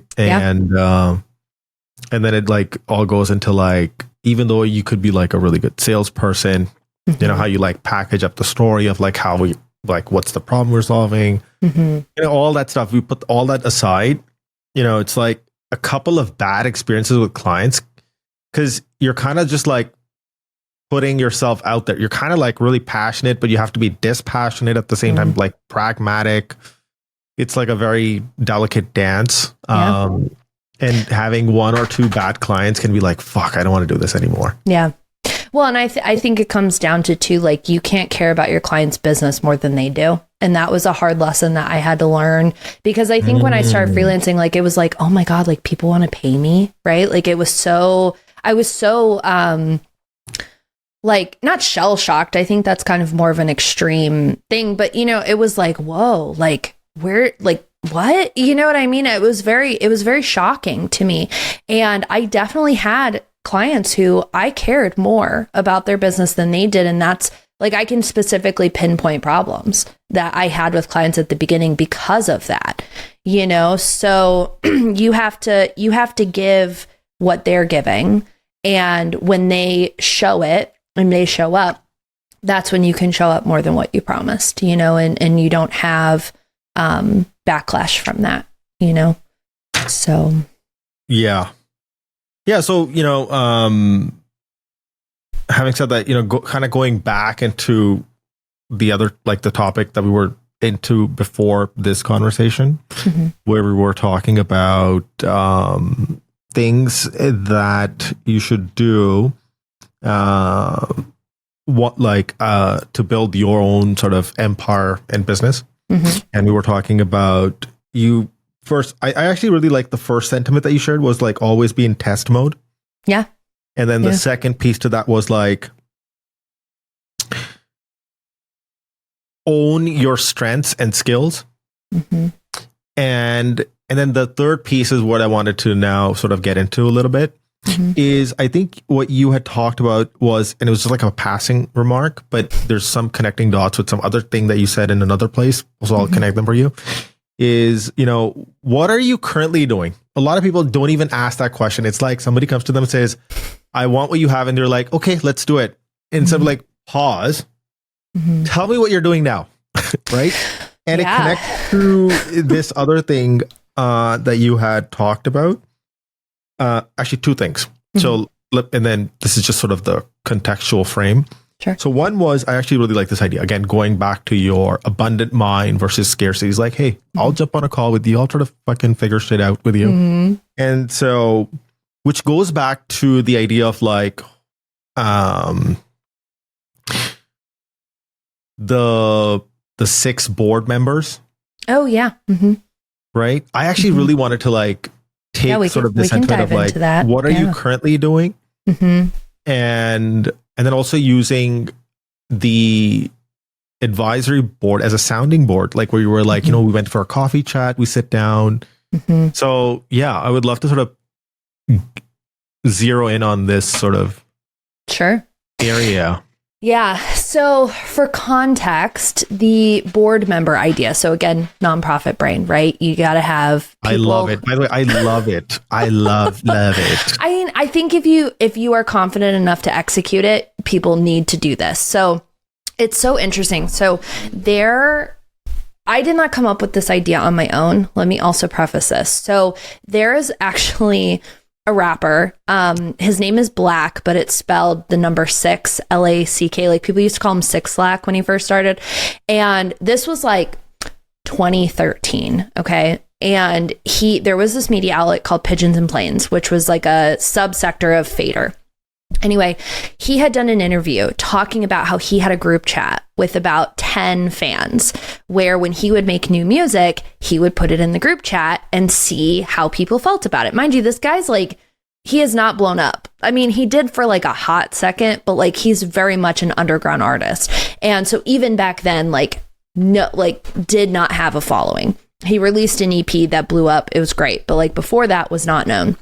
And I had seen this interview and it's like, man, like how trusting and how cool to be able to say, like, I trust this group of people so much that I'm going to show them my art before I just put it out in the world to get their feedback, right? Like nobody does that. Nobody does that, right? We all crave opinion and we want input because entrepreneurship is very lonely. But at the end of the day, we don't care. We don't want to be told that we're wrong. We don't want to hear that you need to improve, right? And so when I had heard that, I kind of like stuck it in my back pocket. And it's like, man, how cool. And so when I started freelancing, I won all of my first 50 clients were literal partners of the nonprofit that I worked at, like the electrical union and the plumbing union and, you know, like things that I am not going to work at long term, right? And so I started thinking about 7 degrees of separation, right? So one of my clients, like the first out of that bubble, was the San Antonio Holocaust Museum. And they had hired me to put all of their curriculum on their website because like COVID had just hit. They had to shut the museum down, but like Holocaust Remembrance Week, they needed the curriculum online. And so I thought in my brain, okay, well, what other Holocaust museums need this? Are exploring that, right? So I did all this research on all the Holocaust museums in the US. And I went back to my client and I said, hey, here's some things that the Holocaust Museum in Miami needs some help with on their site. Do you know somebody over there? And can you introduce me? And so that had kind of started a level of trust of past clients, right? The project went great. They are connected with a similar network or their network of colleagues that I can lean into. And so that's really where kind of this like board of directors came from is one, I gave you what you need. So I'm going to ask for what I need, which a lot of people do not do. I am not afraid to go back to somebody and be like, hey, can you give me advice on this? Or can you look at this? Or, hey, I'm thinking about upping my prices based on our interaction. Would you have paid for this now that you're through it and you've gotten what you need, right? And so I had for a very long time a select group of people who were one, smarter than me, who were past clients, who were mentors in that way that I trusted. And I would constantly be like, hey, I'm thinking about doing this, or I need help with this, you know, like when I got sued, hey, does anybody know a lawyer that I can talk to? Like I didn't have a lawyer on retainer. I still don't, but I needed a connection, right? So it's really that core group of getting outside of like the internet noise and having people that you trust, that you've also proven yourself to, that you can rely on when time comes. And like I used to do like a 15-minute coffee chat with everybody, like every like quarter and a half. It wasn't like a true quarter or like true 6 months, but I would just touch base and be like, hey, here's this. But that was also my lead magnet, my lead gen for the first 4 or 5 years of freelancing, is that group of people I would email in November and say, hey, these are my services for the next year. This is what I'm looking at. If you know anybody, they will get preferential treatment on my calendar. And every year I would be completely booked through March because they would reach out to other people and send me clients. And so I think that there's a lot of benefit to that, but I also think that that is hard to replicate because in our work in freelancing, everything is very transactional, right? Everyone's like trying to get in projects as like the whole idea of sprints, right? Like it's going to take me a week turnaround. Okay, well that's fine sometimes, right? If I'm going to build a simple Zapier automation, yeah, it's a day turnaround. But when you really actually want to build relationships, you have to get out of that transaction mode so you can reflect back and say, oh, I need this help or I need to do that. So that's how I've done it. And I still keep in contact with some of them, but we're just in such different industries now that I haven't crafted that group of people as of recently, but I have people that I touch on a one-to-one, but they're not like in a group like it used to be. How are you so smart? I'm just blown away. You just ran past like so many great concepts and ideas, which like people have built their entire business on. Like simple things like, yeah, at the end of the year, I send out an email to this select group that I'll give you. Like there's people who've built their entire business on just that one idea. I mean, I think the thing, I don't know if we like really started yet or when I said it, but like, I want to go viral in my own bucket. I'm not trying to be a mega well-known person. Like I've had several instances, even in the last like 2 months, where like random people have come up to me at events in Austin, or like I was co-working and a random kid like walked up to me, right? It is not fun. It's not a fun experience to like have somebody celebritize you. And I'm like this tiny little creator. Like I am like, you know me if we run in the same circle, but like I'm not a Jay Klaus or a Cody Sanchez, and I don't want to be, you know? And I think in that sense, I have been scrappy. Well, in how do I grow when I don't want virality? Because virality is a dirty, dirty cycle where, you know, we've seen with the Hawk girl, right? Like she went viral over a stupid video clip and then all of a sudden had a Bitcoin or, you know, a coin that she released. And now all of a sudden she's like got all this, like, I never want to be in that position ever. Right. And And so I have done everything I can to let my work and my people speak for it, not try to like come up with content to prove myself. And I think, that was a very conscious decision that I've made from the get-go. But I think overall, I mean, as much as I jokingly love to hate my first job because of, I went through like a lot of bullying and stuff at the nonprofit, but it literally, I attribute everything. Had I not done AmeriCorps and not said yes to that little $12 an hour data assistant, like I wouldn't be here. And it taught me everything I needed to know about how to build relationships when you have no money, and how to be scrappy and make decisions when you have no real control over the bottom line, right? Like with grants, the grant cycle, like a lot of like the state grants, you get it for 3 years, then you have to take 2 years off. So what do you do in those 2 years when you're losing 500 grand in funding, right? So I think that is so subconsciously rooted in my mind of, I got nothing except my brain. So it's only up from here. And how do we use that to our advantage? By the way, isn't that so freaking cool that if somebody took everything away from you, it's like everything is up here. Yeah. Yeah. That is pretty badass. So I think the other piece of that is I don't follow anybody. We should also mention that. I think that like I don't follow people's content. I'm not sitting here going, oh my God, somebody wrote this newsletter and I have to change my whole business. Like I think everyone's their expert in their own right, but I don't change and follow content either. Being in like that constant, I think this ties into like that constant test mode mindset.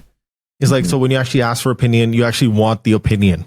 And most people, they're like, because you can tell when they ask for an opinion and you start talking and you can see like the glazed overlook and it's like nothing is going through. Yeah. Yep. So how do like that also ties into like that whole board of directors and being actually in that sort of test student mode, wanting to learn, being curious.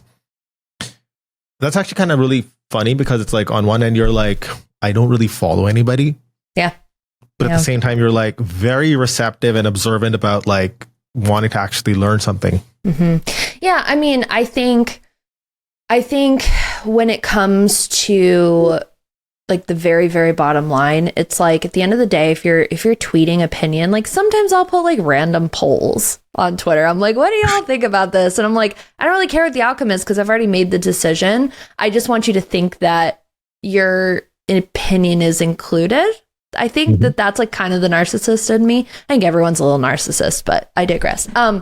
But the other thing is like when you're trying to really, what is the word? Like you're looking for that validation, right? And you're asking for opinions and then nobody's paying you, like, right? So it's like you're taking everybody's opinion, but like it's that same girl. I don't know if you saw this story, but like this girl had like 5 million subscribers or followers on Instagram and like couldn't sell a $20 t-shirt, right? So like you're too busy listening to people, but people don't actually want what you're doing. And I think opinions the same way, right? Like we think that everyone that's choosing to include their opinion is our quote unquote like audience or, target market or niche or whatever. But it could just be like your friends who just like want to comment because they're supportive of you. And so that was a big, I took advice for a long time. And that kind of goes back to like the pivot queen thing is, I would ask, I was in a community trying to get quote unquote like coaching, support, growth, whatever. And I would ask, and it was almost like, why are you asking this? Like it should be common knowledge, and I think some people sometimes forget everybody's at different stages of their life and will have questions, even if you've already figured it out for yourself. And that was a moment where I was like, I don't need anybody's opinion anymore. Like I'm going to ask the people who actually matter. And those are the people that are paying me that matter, not a random person on the internet just because they have a large following. And you can call that spite if you want to. I don't really care, but it's like, you're not benefiting me in any way. So why am I giving you that energy? And I think people I've said this before and I've gotten hate for it. I don't really care, but like people need to find their backbone, and likes and comments are not going to build that for you. I mean, it might if they're negative, but like, you know what I mean? Like you got to figure it out for yourself. And I think it goes back to like that skill thing, right? And I've said this too before, is like, just because you are starting a business doesn't mean you don't know anything. And it's the same with like your confidence. Like you took this leap to be an entrepreneur, keep leaping. Like, why are you now afraid to leap again? I don't understand. Like, why are you here if that's not your game? I don't know. You know what? That actually brings up a really good point that I say this a lot, but this is something that you said in another podcast where you were talking about the pricing pyramid, and that goes to like the self-limiting beliefs. Mm-hmm. And this is literally what you're talking about. So if you have like go all in, so what is it that you're doing maybe intuitively? Because you seem like a person who's like very observant, self-reflective, introspective kind of person. So I'd be really curious, like, how do you overcome your own self-limiting beliefs, which ties into that pricing pyramid, which actually ties into like a very simple question.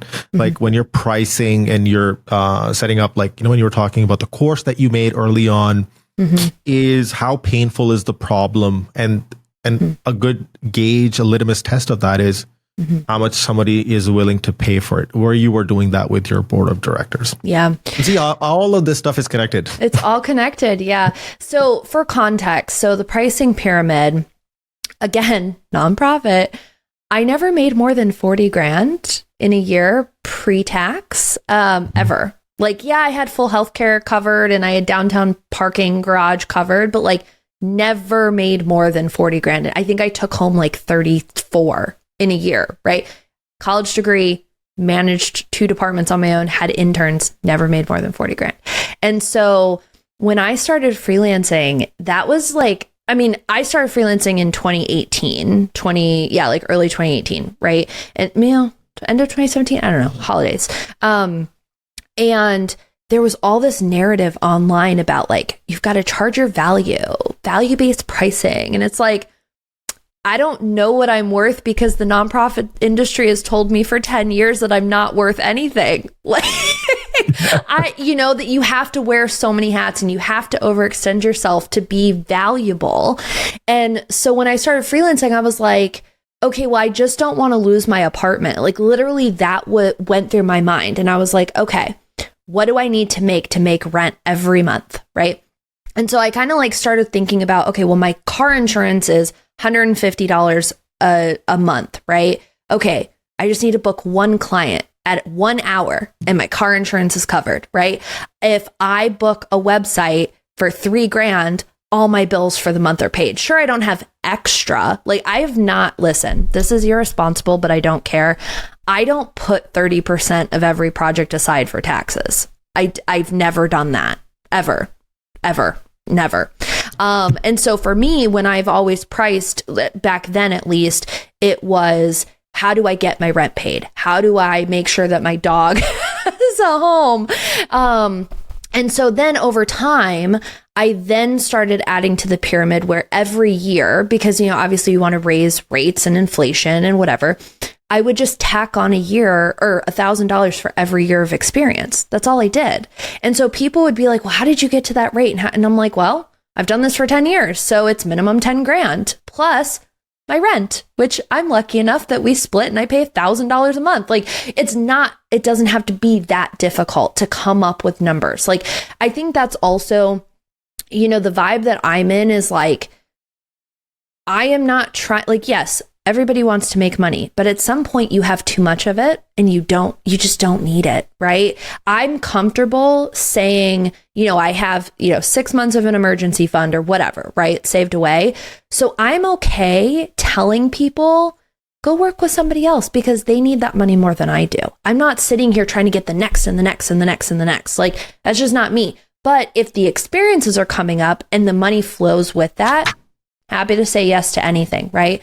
And so now, I put, I still do very similar, but I also, another asshole policy, I have an asshole fee, basically, that I add on. And it's a 30% additional fee that's built into my numbers because of admin and communication. And the more work that I get into, and depending on the clients, I am okay if you need your hand held, but I'm going to do it in my way.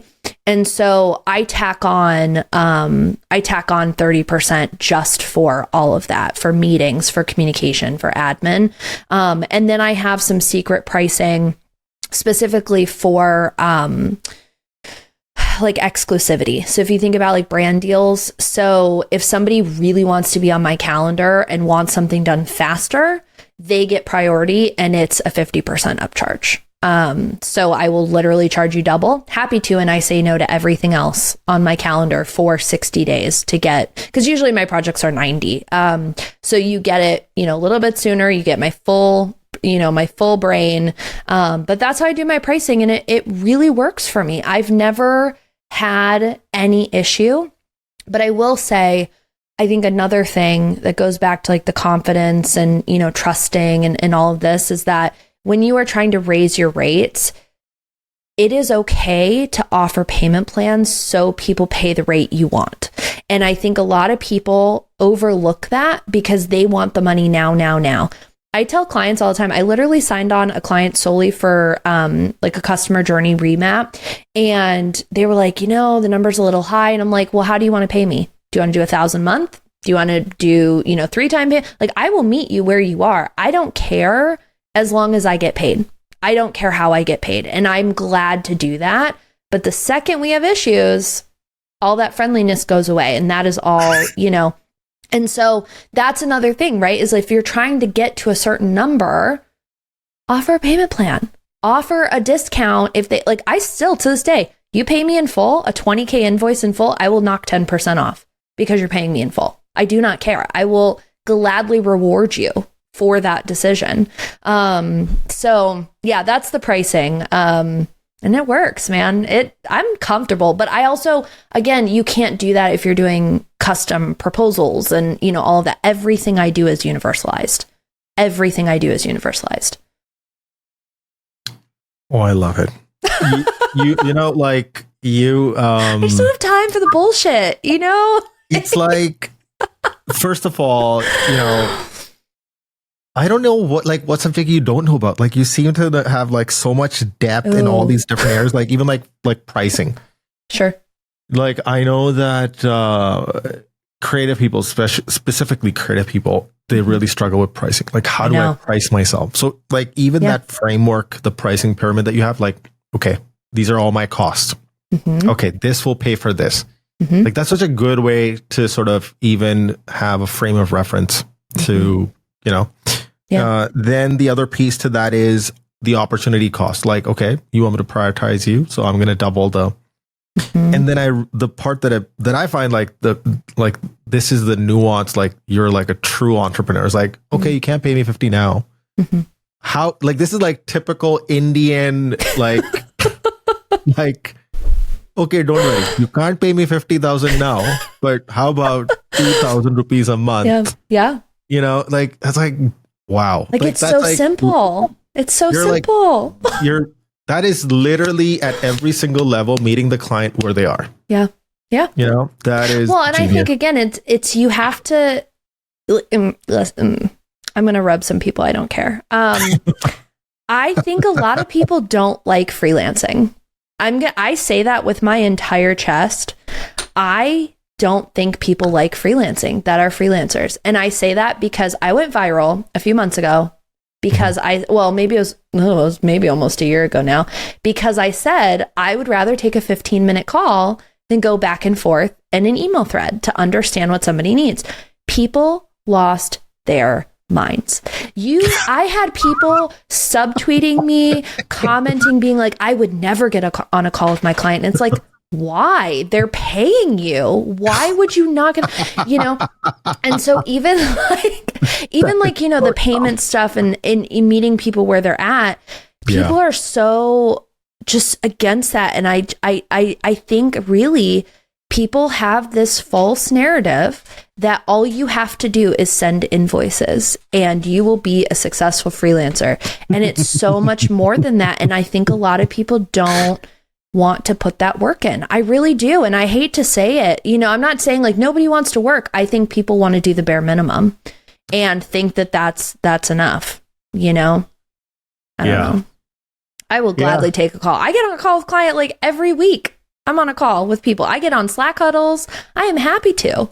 Because it gives me more context to do my job better, right? Because it goes back to like strategy, right? Clients, especially like from the branding side, from the operations side, all of it, when people don't know you, they don't open up to you most of the time, right? That's why I do a 4-hour required offsite with every single client, because I'm going to get the things that I need. It might take us 4 hours to get there, but we will get there. But even if we don't, I make sure the lines of communication are open. So if there are things that need to be said and problem solved, they feel like I can do that with them. And it's not just, oh, I didn't say it in that one call, I guess I got to hold my breath. It's like, no, let's talk about the fact that your team micromanages. How do we fix it? Let's figure it out, you know? You know what came to my mind? Because I heard you talk about this, that, you know, when some like a client hired you and then all of a sudden you had so many people got fired. Oh yeah. You know, yeah. You know what ran to my mind? I was like, you're just like McKinsey, but with flair and sass. Like, people are like, because that's the perception people have of McKinsey. If a company's going to hire McKinsey, a lot of people are going to get laid off. Mm-hmm. You're just the sassier version. I mean, I'm sorry. I don't mean to, you know, but also I think that comes down to processes, right? Like, why do you have 6 VAs all doing one thing and you're paying each one Seriously. for 2 hours a week? My God. Find somebody that's a specialist and hire. Like, I don't, you know, but I think that I will stand by this. I don't believe in offshore hiring. And I think it's very easy to hire somebody for $4 an hour and then you're not thinking about it. And then all of a sudden you have like all these VAs and you've never really thought about your org chart or role responsibility or what I call future proofing, right? You're making reactionary decisions. You're not thinking long term, and that's okay, right? Everybody has to go through things, but if it doesn't benefit the business, I will snip it. I will cut it so fast. I Marie Kondo it without blinking. Oh, that's actually a much better analogy. Oh, Marie Kondo. So the you know what the thing is that when I like sort of, I would say how should I hold on. I'm wrestling with some idea here. 1 second. Give me a moment. You know, it's like going back to that point where like people think like, oh, I just run my entire business through Trello. Mm-hmm. That's fine. Like people like Brett, and that's totally fine. If that works, you're like a productized service. Great. Mm-hmm. But, you know, to your point where you were like, you got the heat for saying that you got on like a 15-minute call with the client. Mm-hmm. Now, there are things like when you're dealing with, depending on what level of person you're dealing with within an organization, what kind of personality they are, all that stuff. Like sometimes to build trust, confidence, credibility, you have to, and plus there's a lot of stuff that you can, like inflections in the voice, like how are they reacting? Like that's all lost in like Trello, like the obsession with like, no, it has to be in this rigid way. Fine. But then you do lose a lot of that other stuff, building, you know, a relationship, credibility and all that. So you're kind of becoming like this meat grinder. Like, okay, we're going to throw a bunch of stuff in this and we're just going to have a whole bunch of like packets come out the other side. So you kind of miss actually adding value to that whole piece. So I don't see anything wrong with getting on a call with a client. Like, what's wrong with that? You're right. Like they're paying you. Yeah. And I mean, to your point, you definitely have to read the room, right? Like I have one client who is kind of like an hourly, just like an ad hoc, you know, I did some work for them and they kind of come back casually. And they are chatty Cathys. but it's like about what they need because they don't understand how to explain it. And so we've gotten to a point where it's like, hey, send me a Loom video first, because maybe I can just fix it at midnight when I'm working, because that's when I check my email. Instead of trying to find time, if it takes us 2 weeks to get together, I could fix it from a Loom video. And so, having that as like your middle ground, if things are not as concise as you want it to be. I also always make a point to be like, what's the agenda? Like before I say yes to this call, like what are we actually getting on for? And sometimes it's literally like, God. Hey, can we troubleshoot this? Like, I don't understand where I'm supposed to click, By the way, I love that. Like, why are we going to be talking? Yeah, 100%. And I can say no, I've had people, I think this also goes back to sales, right? Like I'm very, very hard on, if you schedule a sales call with me, I do a 24-hour before confirmation that you have to click that you still want to come. Then it sends a reminder an hour before. And if you still do not show up to the call, I don't take any future work ever, because you disrespected my time, right? But I've kind of tweaked it this year, because some people feel a certain type of way about that, and it's fine. But I've tweaked it a bit to say, hey, if something came up, like feel free to send me a Loom video kind of talking through what you would have shared with me in the call. Then we can decide if it's worthwhile to reschedule. So, really being confident to put that wall up to say, hey, I'll meet you, but we're going to meet where I want to meet, And I think you can do that at any level of the business, no matter what. And you can always charge for the hour. If a client literally says it's going to take 15 minutes and they end up being on for an hour, add it on to the invoice. It's not that hard, or like cut the hour in half, charge them on the 30. But if a lawyer can do it, why can't a creative freelancer do it too? That's just my opinion.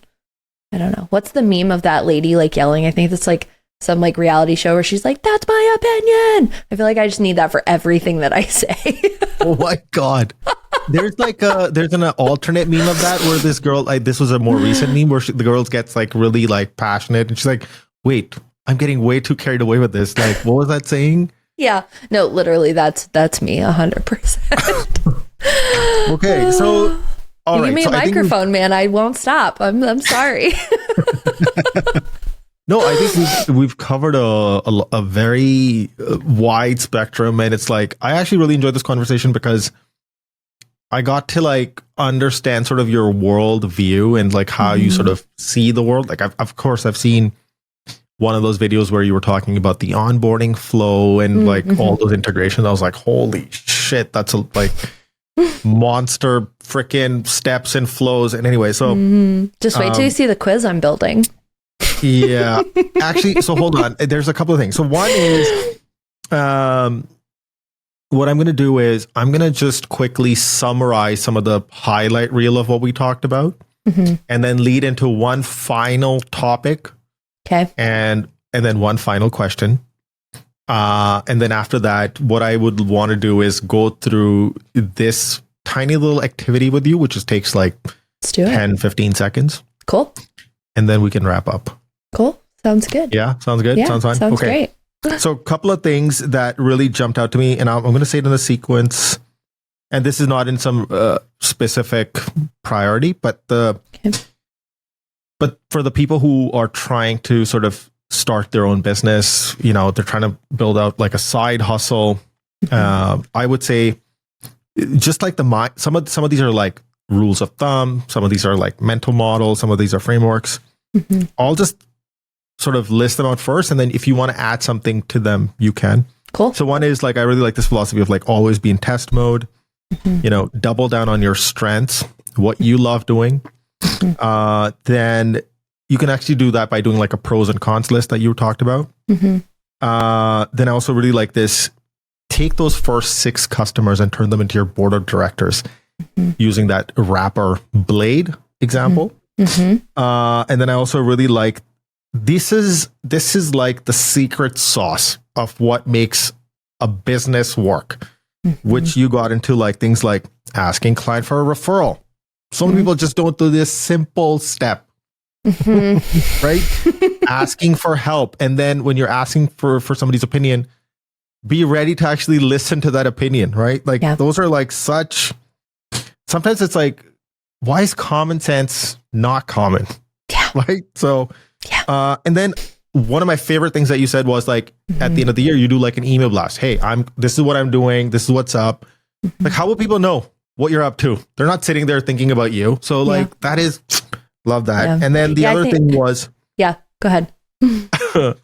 Just like, I think 3 more things left. One was, I already like if you're struggling to figure out like, how should you price? Don't worry about it too much. Just use this pricing pyramid. What are your costs? And think about how you can recover those costs. And then the having like a VIP tier, which is like looking at the opportunity cost. You want to be exclusive? No problem. We got that. And then be flexible and creative with even how you invoice and bill clients. You want to put them on monthly payments. And before I say the final thing, which is going to lead into that final topic, would you want to add or subtract anything to what I just said? I don't think so. I think you hit the nail on the head. We need to soundbite this so I can remember all the high level things I've said so I can make content out of it. This is, I always forget. I feel like I talk and I just like black out. And then I'm like, what did we talk about in this podcast? I don't even remember. What did I say? And then I got to wait for it to come out so that I can clip it and remember. It's a nasty cycle. There's a severance joke hidden in there somewhere. So, and then finally, and this is going to lead into this topic of sort of go through the process yourself. So if you're putting out, like creating like a landing page or your offer, whatever that looks like, go through the motions yourself. It's like you have to kind of like detach yourself and just completely look at it like fresh with like a child's mind and go through that all the steps that you've designed for your customer to experience. And this sort of leads into how you've done such a beautiful job in communicating. For example, if I just look at the Systems Club site, the way you've sort of articulated everything from pick your outcome. Like, I just love that. Oh, thank you. That's new. That's a new test. That is fantastic because it's like you're giving people so many helpful nudges of like, okay. And you're also demonstrating that you get them without saying, I understand you. It's like, this is proof that you get them. Right. So my thinking is like, when you apply that thinking of like going through the process yourself, how do you examine, like, what are the things that you're examining? What are you looking for? How do you sort of put it together? And then how do you get to a point where you can articulate like a really well thought out landing page or a lead magnet or like a web, whatever you want to call it. So how does that happen for you? Like, what is that process for you? Yeah. I will say first and foremost, and take this as cynically as anybody needs. I am not emotionally attached to my business in any way, shape, or form. Like, I could literally shut it down and go get a job tomorrow. And yeah, I'd be like sad for 5 minutes, but then I'd be excited for the new experience, right? Also, hopefully you cannot hear Diesel behind me. He's starting to act up. So that's like the first thing, right? And it goes back to like the constant test modes. Like, if something's not working or it doesn't feel right anymore, I change it. I'm constantly working on my website. And I think with this is also, it goes kind of like parallel to the skills thing. Is after every single client project, I do a review. I let it sit for a couple of weeks. Like, I let it go. I don't think about it. I walk away. And then I come back and I do this review where I look at, what were the red flags? What were the green flags? Who referred them? If they were a referral, how did they find me? Right? I have one testimonial thing I shared on LinkedIn that has gotten me several clients, and it was like a screenshot of a testimonial. It's wild. Like, it's very weird. Like, minimal effort, whatever. Right? So like, did they find me because of something? Was it the work that I actually wanted to do? Like, those are all things that I actually ask myself. And I have like a Notion template that I go through, and I give it out. If you get my free workbook, you'll get it in the funnel. Anyway, and so, I can give it to you too. But I go through every single time and say, hey, like, what did I learn? What did I improve on? Do I want to keep doing this? Right? It goes back to that skills question. Do I want to do this again? Do I want to be hired for this? Right? Putting out a case study about working with a construction, like, home remodel Do I necessarily want to work with a home remodel business again? Maybe, I don't know, but I liked the project. So I'm going to share the project of doing a lead magnet quiz and sales pipeline and all that. So that is where like the constant testing is coming from. And then, getting in terms of the language, I mean, I've been, again, fortunate that the people that I do trust for their opinion, when they do share it, they're like, hey, I don't know what this means. Or even I'll look at stuff like I'm in ChatGPT. ChatGPT is my best friend at this point. Like I have full blown conversations with Lizzie all the time. And there'll be things that'll come up, like going back to the severance joke. I didn't know what macro operations, I never heard macro operations refinement before. On a day-to-day conversation like this, we are never going to use that phrasing, but it literally is what I do. And I'm kind of in that space right now where for about 2 years, I did not purposely learn. I didn't intake content. I didn't read any business books because I was so over everyone's opinion. And now I'm starting to kind of like I'm reading 1 million in 12 months. Ryan, oh my God, what is his last name? He's here in Austin. He owns capitalism.com. It's Ryan Hearn, I think is his name. Anyway, it's like, I don't do product, I don't do e-commerce, but what can I take from reading this, right? That's kind of parallel. And through all of that, I'm learning like, oh, I never had the language for this. I never had the language for that. And now that I do, I can explain what I do even better. And I think that especially like in ops, like a lot of times it's hard to find that language unless you've like actually been told it, because you're like, yeah, like I make this map and it tells you how a client's life cycle is. I didn't know that was called a customer journey map until like 4 years ago. I never knew. Like I was just like, yeah, I just am like connecting dots, And so a lot of it comes from literally me having conversations with ChatGPT of like, hey, this is actually how I need to explain something. And that took me a while to really refine, like, who do I work with and how can I actually explain that to get the results that I need from AI, And a lot of the tools can't do it, because not a lot of people do. I mean, people are in operations, but you can be in people and culture, you can be in HR ops, you can be in finance, you can be in revenue, like there's so many areas of operations that it's hard. I don't know a single person that does it. So I don't have anybody I'm directly learning from, So. I mean, like, I'll give you like a very specific example of this on your site. Okay. So this goes to like, when you're doing like, and this is like, I'm using the example of Josh Braun because he talks a lot about like, how do you write a cold email? He's like, you're people are constantly talking about their solution, what they do, the guarantee or some stupid dumb shit like the client doesn't give a fuck about. And so what you're trying to really do is, like you said earlier, is like you're really trying to pay attention to how do people talk about their problems, right? And then say, okay, they're actually not even using the words that I was using. Solutions words, right? They're actually describing it as like something completely different. Like, for example, I really like this example. There's like 2-3 of them. So one of them is like, saved $300 a month on tech. So now I can afford a photo edit. Like that. That's not talking about your solution. That's talking about the outcome that this person, and that's probably how she's describing it to a friend or a colleague. She's like, oh, I found this great, person, Sarah, and she's helped me save money. Now I can hire another. And they're like, okay, so what does she do? Yeah. Right. So like that, or like reduced admin and email management by 16 hours per week. So now I can focus on time with my kids and all that stuff. You're not like, you're leading with the words that customers, that's like really, really good.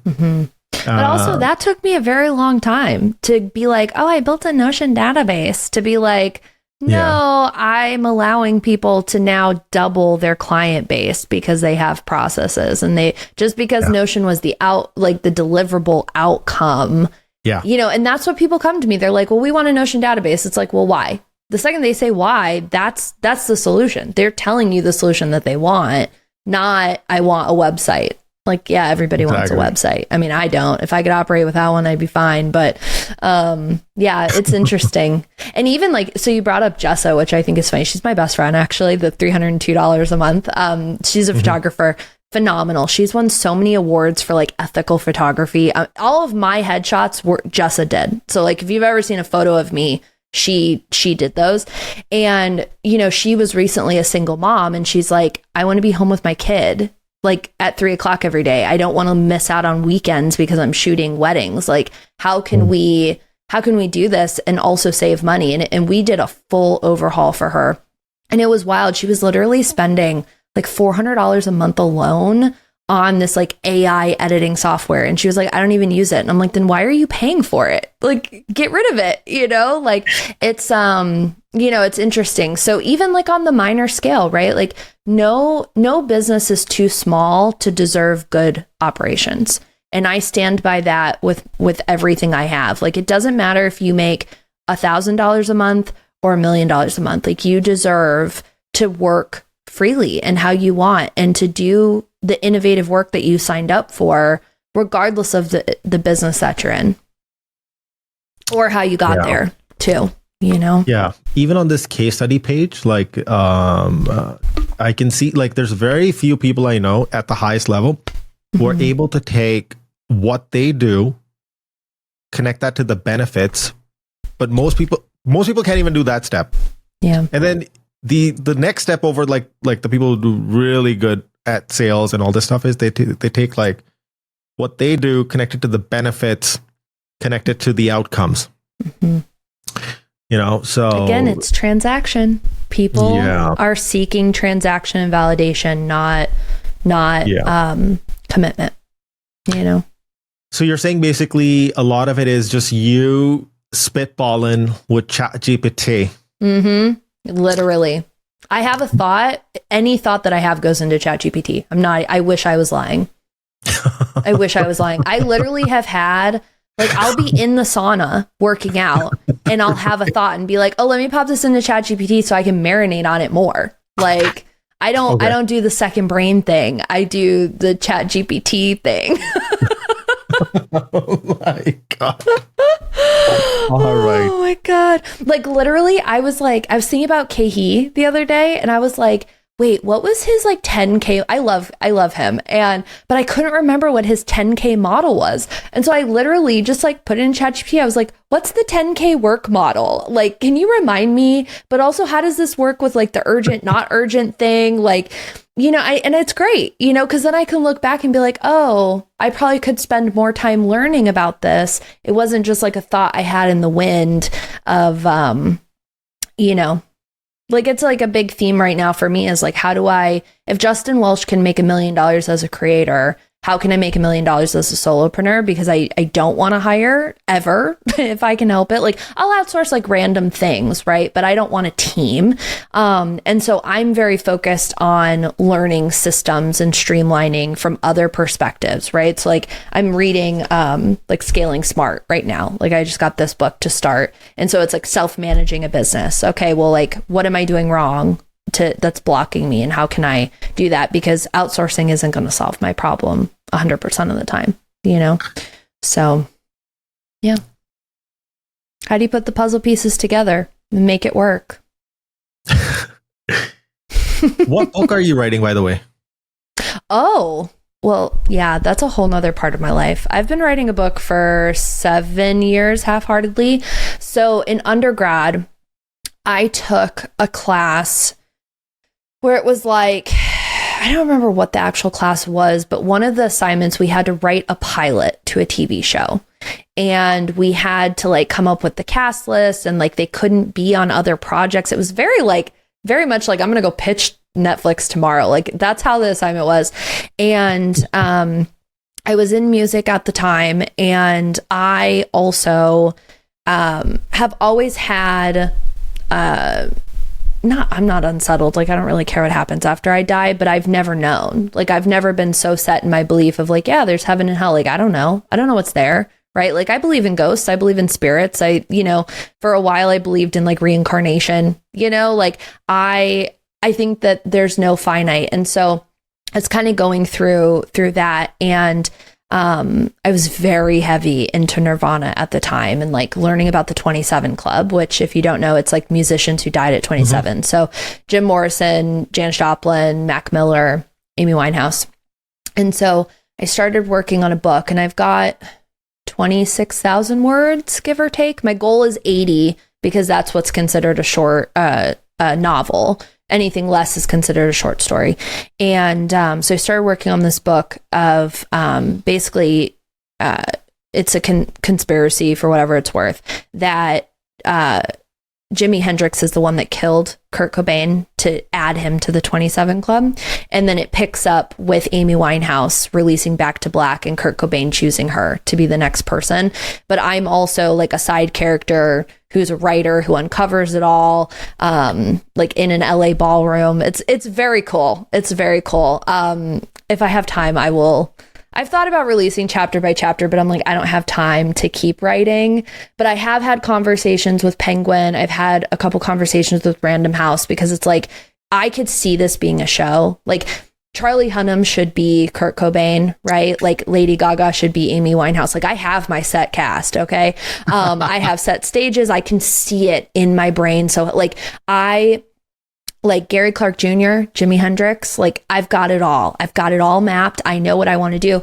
And so I've been going back and forth on, do I pitch it as a show and just write a screenplay, or do I finish the book? And my conversations with some publishing people is like, unless you're Twilight and you self-publish, like you won't get picked up by a publisher if you self-publish, unless you're like Stephanie Meyer, which is a unicorn. And so I'm like, well, do I finish the book or, and pitch it to production, or do I kind of go on my way? But it's been a fun hobby. It's been very nice to look back and be like, wow, like I have like a whole nother level of creativity just in here that I don't touch as much as I would like to. But yeah, so I'm working on that. And I've also played around with like an idea of a cookbook. I've played around with an idea of a memoir.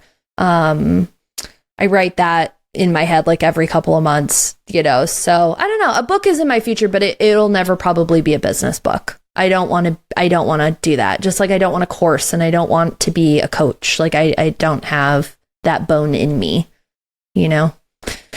So yeah, I'll totally send you the chapters. You could totally read it if you want. I don't care. I would. Yeah. Please do. Okay. I would be totally open to that. Cool. Would that basically be kind of like the gonzo journalism, like the role? What's that journalist that Johnny Depp played? He would mix like reality facts with like. Oh, that wasn't The Secret Window, was it? That was a different movie. No. I don't know. There's a very famous. Wait, hold on. What's the famous journalist? Are you Johnny Depp played. Let me just pull that up. Oh, Hunter S. Thompson. Oh, okay. Okay. So he kind of, I don't know how much you know about this, but he's the guy who it's called gonzo journalism, where they would mix like facts with fiction. And that's kind of what you're like talking about. Like, yeah, how all these, like the 27 Club, and how you're like a character and interesting. I would be really curious there's a movie, it's called Fear and Loathing in Las Vegas. That's the movie with Johnny Depp. Oh, that's right. Yeah. God, I haven't seen that in I think I only ever saw that movie like one time. But yeah, it really is. It's so fascinating because it's like all this conspiracy about how people die and why at 25 or 27, like literally, the whole first chapter is literally like Jimi Hendrix, like going to Seattle and faking like that. Basically like he ODs and doesn't like fully OD, and Jimmy makes the decision to like actually kill him and then takes his body. And like Kurt Cobain's like goes through this whole kind of emotional journey of feeling like the freest he ever has. And it's very fascinating. I'm like, where did I come up with this? Like where in my mind did I come up? It's wild. It's a good story. Chapter. I would love to read it. I will 100%. I'll send you the first two because they kind of go hand in hand. So sure. I'll do it right now. That would be freaking awesome. I would love to read it. You just can't steal my ideas. Got it? I mean, if I ever decide. You've already got actors picked out who are going to play specific roles. Yeah. Wait, didn't Lady Gaga already play Amy? No, what's that actress who played Amy Winehouse? No, it wasn't Gaga. It was It wasn't Gaga, I know, but like there's I'm so bad at names. But recently, like that movie just came out. Yeah, the one on Amy Winehouse. Yeah. It's here. I'm gonna put them in the chat just so you have them. So this is like the final thing that I would like to indulge in. Okay. Love it. And this is like a really fun activity. So this is a book called, I randomly, stumbled upon it when I was in the bookstore. I thought it'd be like a great activity to do on my podcast. So it's called 3001 Questions All About Me. Okay. And you pick a number between 1 and 3001. Okay. And then we answer it. You answer it. Oh, I answer it. Okay. Let's do 2222. Okay. Two's my lucky number. Oh, really? Yeah, it's my birthday. I was born on the 2nd, so I just say it. I don't know if it actually is. October. I'm a 10. Okay, I'm an October baby. Okay. No, I just like 2s. Okay, so October 2nd. That makes you a Leo? Libra. No. Libra. Mm-hmm. I like that balance, that black and white, yin and yang. Oh my god. My best friend is a Libra, but it's a guy. I think like the signs are very different for a guy. I think so too. Right? Yeah. Yeah. Okay. So 222. Here we go. 222. This is, oh my god. Oh no. No, this is gonna be an easy one. This is like a layup. Okay. Sometimes it's like really funny and I like kind of strange that the question is so like relevant to the conversation. But when's the last time? And this is you reading this, by the way. I'm just doing it on your behalf. Mm-hmm. When's the last time I heard a dog bark? What was happening? Like 5 minutes ago. My dogs are always barking. Okay, funny story. Diesel is my pit bull. Missy is my collie. So we have 2 dogs. They're both like 11 and 12 years old. And Missy's the chillest dog in the whole world. Diesel has anxiety. He's got issues, man. My dog has issues. And one of his issues is he does not like scooters, bikes, rollerblades. Like he does not like wheels on asphalt. I don't know what it is. I've had him for 11 years. I don't know what happened before that. And we were taking a walk yesterday and there was a kid on, what are those things called? The hoverboard. It's like the 2-wheel. Is that what they are? Hoverboards? Yeah. Went ape shit.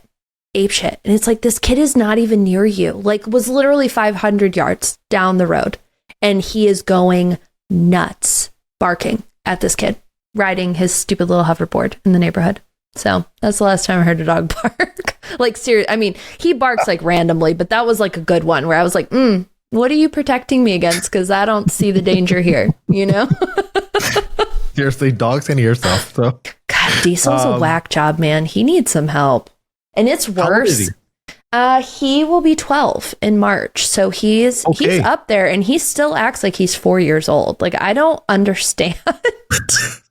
But the anxiety, I don't know. But he has to be in the same room. He's been crying at my feet this whole time. We've been sitting here and it's like, dude, like you're fine. Like just close your eyes, go to sleep, take a nap. Like, I don't get it. Yeah, he has to I have to be in eye shot of him at all times. It's very odd. So and Missy couldn't care less. She's like, who are you? Why are you here? Like, go away. She's like a cat. So it's wild. But yeah. That's what I was thinking. Such contrast personality. Yeah, it's very strange. My sister has like a chi poodle. Oh my god. It sounds like a lot. It's no, wait. Poodles regardless sound like a lot. No, it's not a chi poodle actually. Wait a second. Sorry. Crap. I forgot. It's like a really tiny dog. It's like this big. I forgot the breed. Like a Shih Tzu? Like a Shih Tzu. A Shih Tzu. There you go. Those dogs dogs are rough, man. Yeah. If I can pick up an animal and not exude energy, it's not worth it to me. I gotta have a dog that puts its entire weight on me, that can protect me. I can't do purse dogs. I just can't do it. Yeah. I mean, Pitbull's up there. Yeah. Diesel's you're not messing almost around. 80 pounds. Like he's a big boy. So we love him though. I love him. You're not messing around with a Pitbull. Yeah. Well, Sarah, this was a delightful conversation. I had a lot of fun and learned a lot. In fact, I was taking notes. I was like, wait, if I'm... it's gonna be helpful because when I start like teasing out like sections and episodes, I'll have like I can do write-ups and stuff. Spicy opinions from Sarah. I feel like that should be like a show segment, like spicy Sarah's spicy takes or something. Like, oh my god, they're just sound clips. Live stream, you could totally. Those live streams are really cool. Actually, I've seen like a couple of them. The silent ones, like the quiet co-working. Really, really cool. I used to do live streams when I was in the pandemic. I was just doing because I was like really like trying to learn like how do cameras work, how does microphones work. Like I had so much free time, like everybody else. I was in the lucky bucket of people who was getting paid to just sit at home, not have too much work. Anyways, so a live stream is fun. I like the way that you've done your setup. It's like quiet. You're just doing your work, but it's kind of like people. It's like you could just have it on if you're kind of working and you don't want to feel like you're working alone. Very smart. Love it. Thank you. This gets like you into like this ASMR sort of category. I wonder. Oh my god, this so gives me anxiety.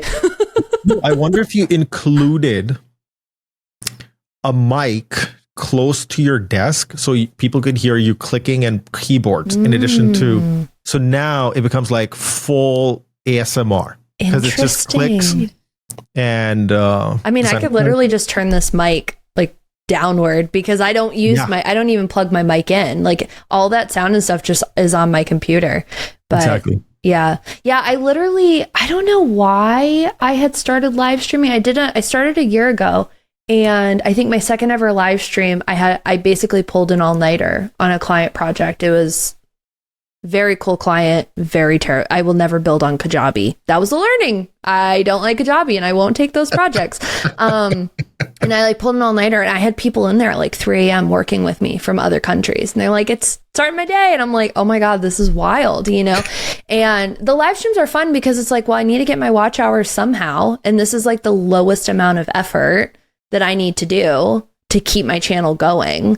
But I got into Patty Galloway's YouTube program, which starts on Monday.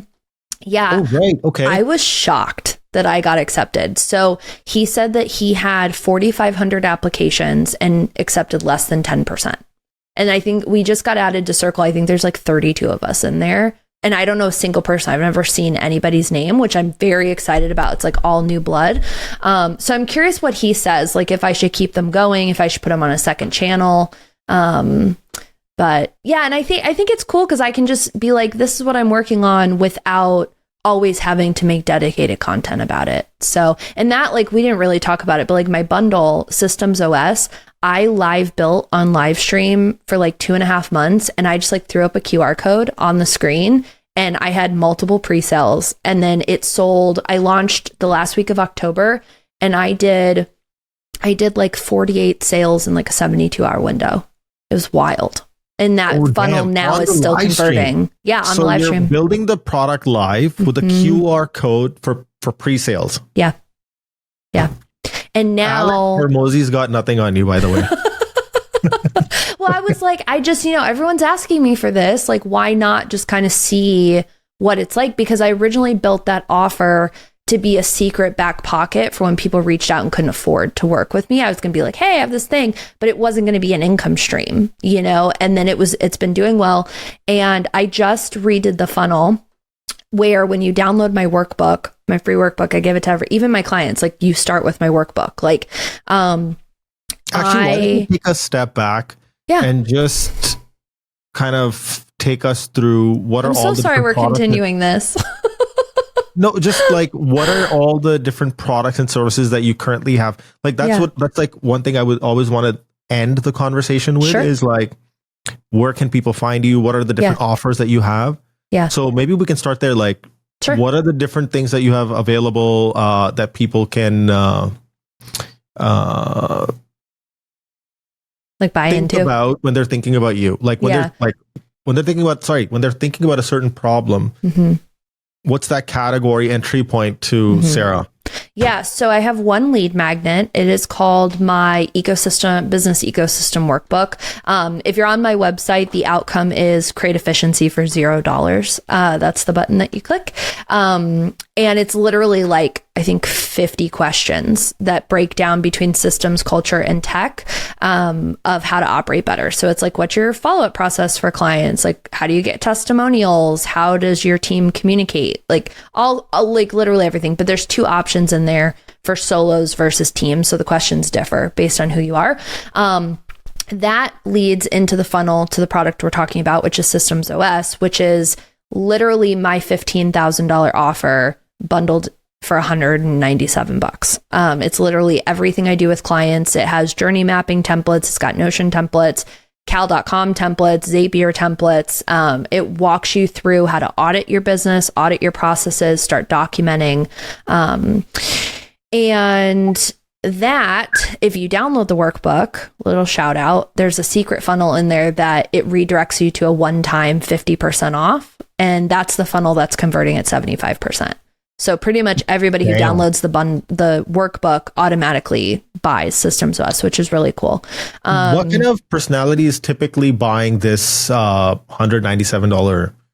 Most of them are, so it's interesting, about 95% of them are solos who have a couple of contractors. They're not full team members, but they do rely on work, knowledge work.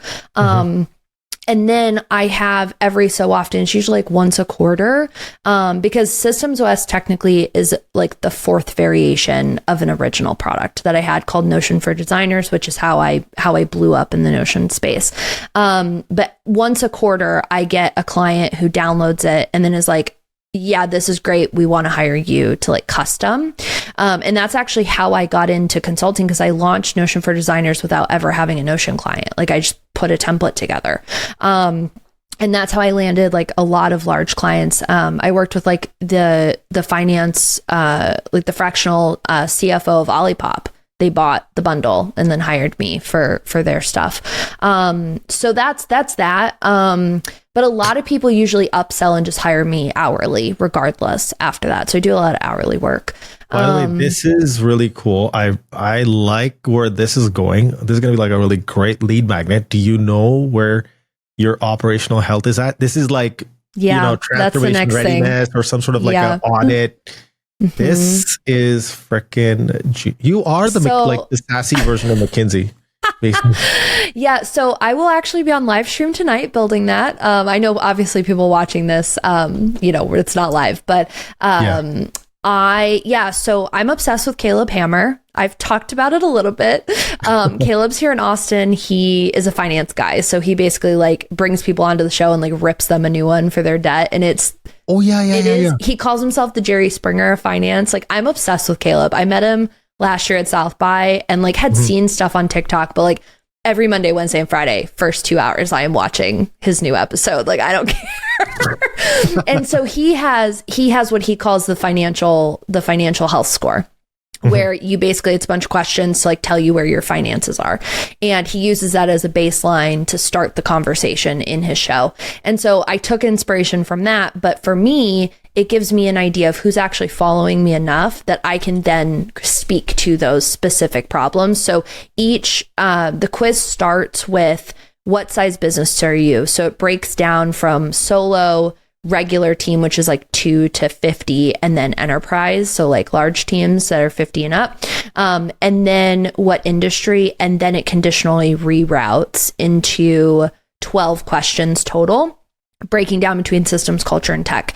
And then what I'm developing is that you're getting a custom score, 1 out of 10, it ends up coming up with. And based on that, there's 3 buckets that then send you a custom video to say, hey, based on this score, this is what we recommend. And then adds on like a CTA, like happy to hop on a call. Let's book you for an operations overhaul, etc. So that's going to be my like second lead magnet, because while the workbook is great, I've heard a lot of feedback that it's very overwhelming to then decide what to do to implement, which is why it works so well now with Systems OS. But as a one-off, a lot of people need some hand-holding for taking action. And that really is to get a insight on like, can I be charging my new offers, which this is a new change. My assessment, which is $7K, I've been doing it at kind of like the $3K mark for a couple of months now. But I've never solely just sold strategy without the implementation as like a refined offer. And so I'm hoping that this quiz kind of helped judge, like, can I really not lean on implementation so much, because that's my current bottleneck. Is I'm getting a lot of very large implementation projects that I just don't have capacity or interest in anymore. And so I'm trying to make that my number one. And then my refinement offer, which is like all in, it's a minimum 6-month contract, $4K a month. And it goes through my process every month. It's like, I'm going to sit with your key partners, have interviews, audit all your processes, audit all your tech, audit your team, implement everything. And that I'm only allowing 3 people a year to go in because it's such a heavy offer. So, but that's it. And I'm sunsetting one-off Notion builds. I'm sunsetting one-off projects in Q2. I made that announcement on my email list today. So whatever people want to get in, cool. If not, you got to buy the bundle and just get the templates. So, damn. Yeah. So one quick thing is, so of course you talk through, your system OS. Then there's like that super systems. Oh yeah, those are just like nerdy plugins. I don't even talk about those anymore because it's like, oh, I built this like really nerdy thing. Like, here's how to do it yourself. I'm not gonna. That's not like an offer. It's just like, here's this me being nerdy on the internet. So yeah, like I love that you're just like giving out like all this really really cool stuff. And then just on a final thing, talk a little bit about this. What is this? What's the name here? It's called Ops Department. Oh, my other business. Yeah, we didn't even talk about everything else that I do, because we also didn't touch on the fact that I run a full events company too. We have to okay. So look, I have to bring you back for, round 2. But ops department. So that is an idea that I've had for a very long time, because there is no directory of people who do what I do. Unless you are certified by Notion, unless you are certified by ClickUp, there is no contra for no code. There is no brief for no code. And I pitched and pitched and pitched and pitched to have a category on those platforms. Nobody wanted me. And so I got in with my co-founder, Nick. He's another Notion consultant, certified consultant. And he does a lot of API work now. And we got together and built this thing. And basically, Ops Department is a hiring directory of experts who do no code, low code. So think ClickUp, Bubble, Notion, Asana, whatever, right? You want to hire somebody. But we have taken it to the next level where we're curating this, or crafting this AI, where basically you want a Notion build, but you don't know what it costs, because no one does. I get on a sales call once a week and people are like, well, I don't know how much a Notion build costs. Templates are $20, right? And so what this AI is doing is meeting you to say, hey, like, what do you actually need? Where do you want to hire somebody from? What's your budget? And then matches you with the right consultant. So like, let's say if your budget's under 5K, you're only going to see people who are within your budget instead of getting on calls. So we're kind of like matchmaking middlemen for it, but you can also just browse all the experts in there. We launched a month and a half, 2 months ago, and I think we've got like 20 experts or something in there. I haven't given it as much time as it deserves, but the product's out there. We've gotten really good feedback on it. So it's just a matter of like, what value can we provide people if people are not submitting projects as often. But we charge $60 a year. So it's not a heavy uplift to be, in the SEO and be in the directory. But our long-term goal is to take over these certification programs, because a lot of these companies are launching these things and have no one internally to manage it. They don't know how to manage us because we're not employees. We've had a lot of friction with Notion, and they've tried and failed and tried and failed. And we want to be able to build programs that actually meet the consultants where they're at and in what they're doing without penalizing them in ways that aren't necessarily fair. So, yeah. So that's like long term. It's just like a fun little micro SaaS. I'm also working on another micro SaaS in a live stream coming up where I have so much tech in my office that I've just like outgrown, right? Like laptop stands, like old teleprompters, right? And there's literally no marketplace for tech. If you are a creator, like, yeah, you can go on Facebook Marketplace, but like chances are you're not going to find what you need, or it's going to be like ridiculously overpriced. And so I'm putting a test together of can I build an entire micro SaaS just using Notion, because I don't want to handle the payments or anything. I just want you to be able to say, hey, I'm selling this teleprompter. Let somebody reach out to you, and then you can handle shipping and payments on your own. And I actually tested it with a friend who bought my teleprompter from me, and we kind of like went through what it would look like. And so I'm going to actually build it on a live stream in probably the next like month or so to see what it could be. Cause I think micro SaaS is so fun. Like, I just think it's fun. I don't know. So yeah. And that's, what are the domains I got? buymycreatorgear.com and sellmycreatorgear.com. I'm like, how are these available? This is real. If you got the domain, $12 a year. Thank you. This is happening. Oh my God. Wait, how many, quick question. How many domains do you have? How many ideas are sitting in the graveyard right now? I think, okay, I'll tell you a really bad one, and I'll tell you one that I wish I would have leaned into and done. But I'm very good at like, if I have a domain for a year and I don't touch it and I don't think it's valuable, I don't renew it. Like, I very much like, I'll buy quick and just get rid of them. This is so stupid.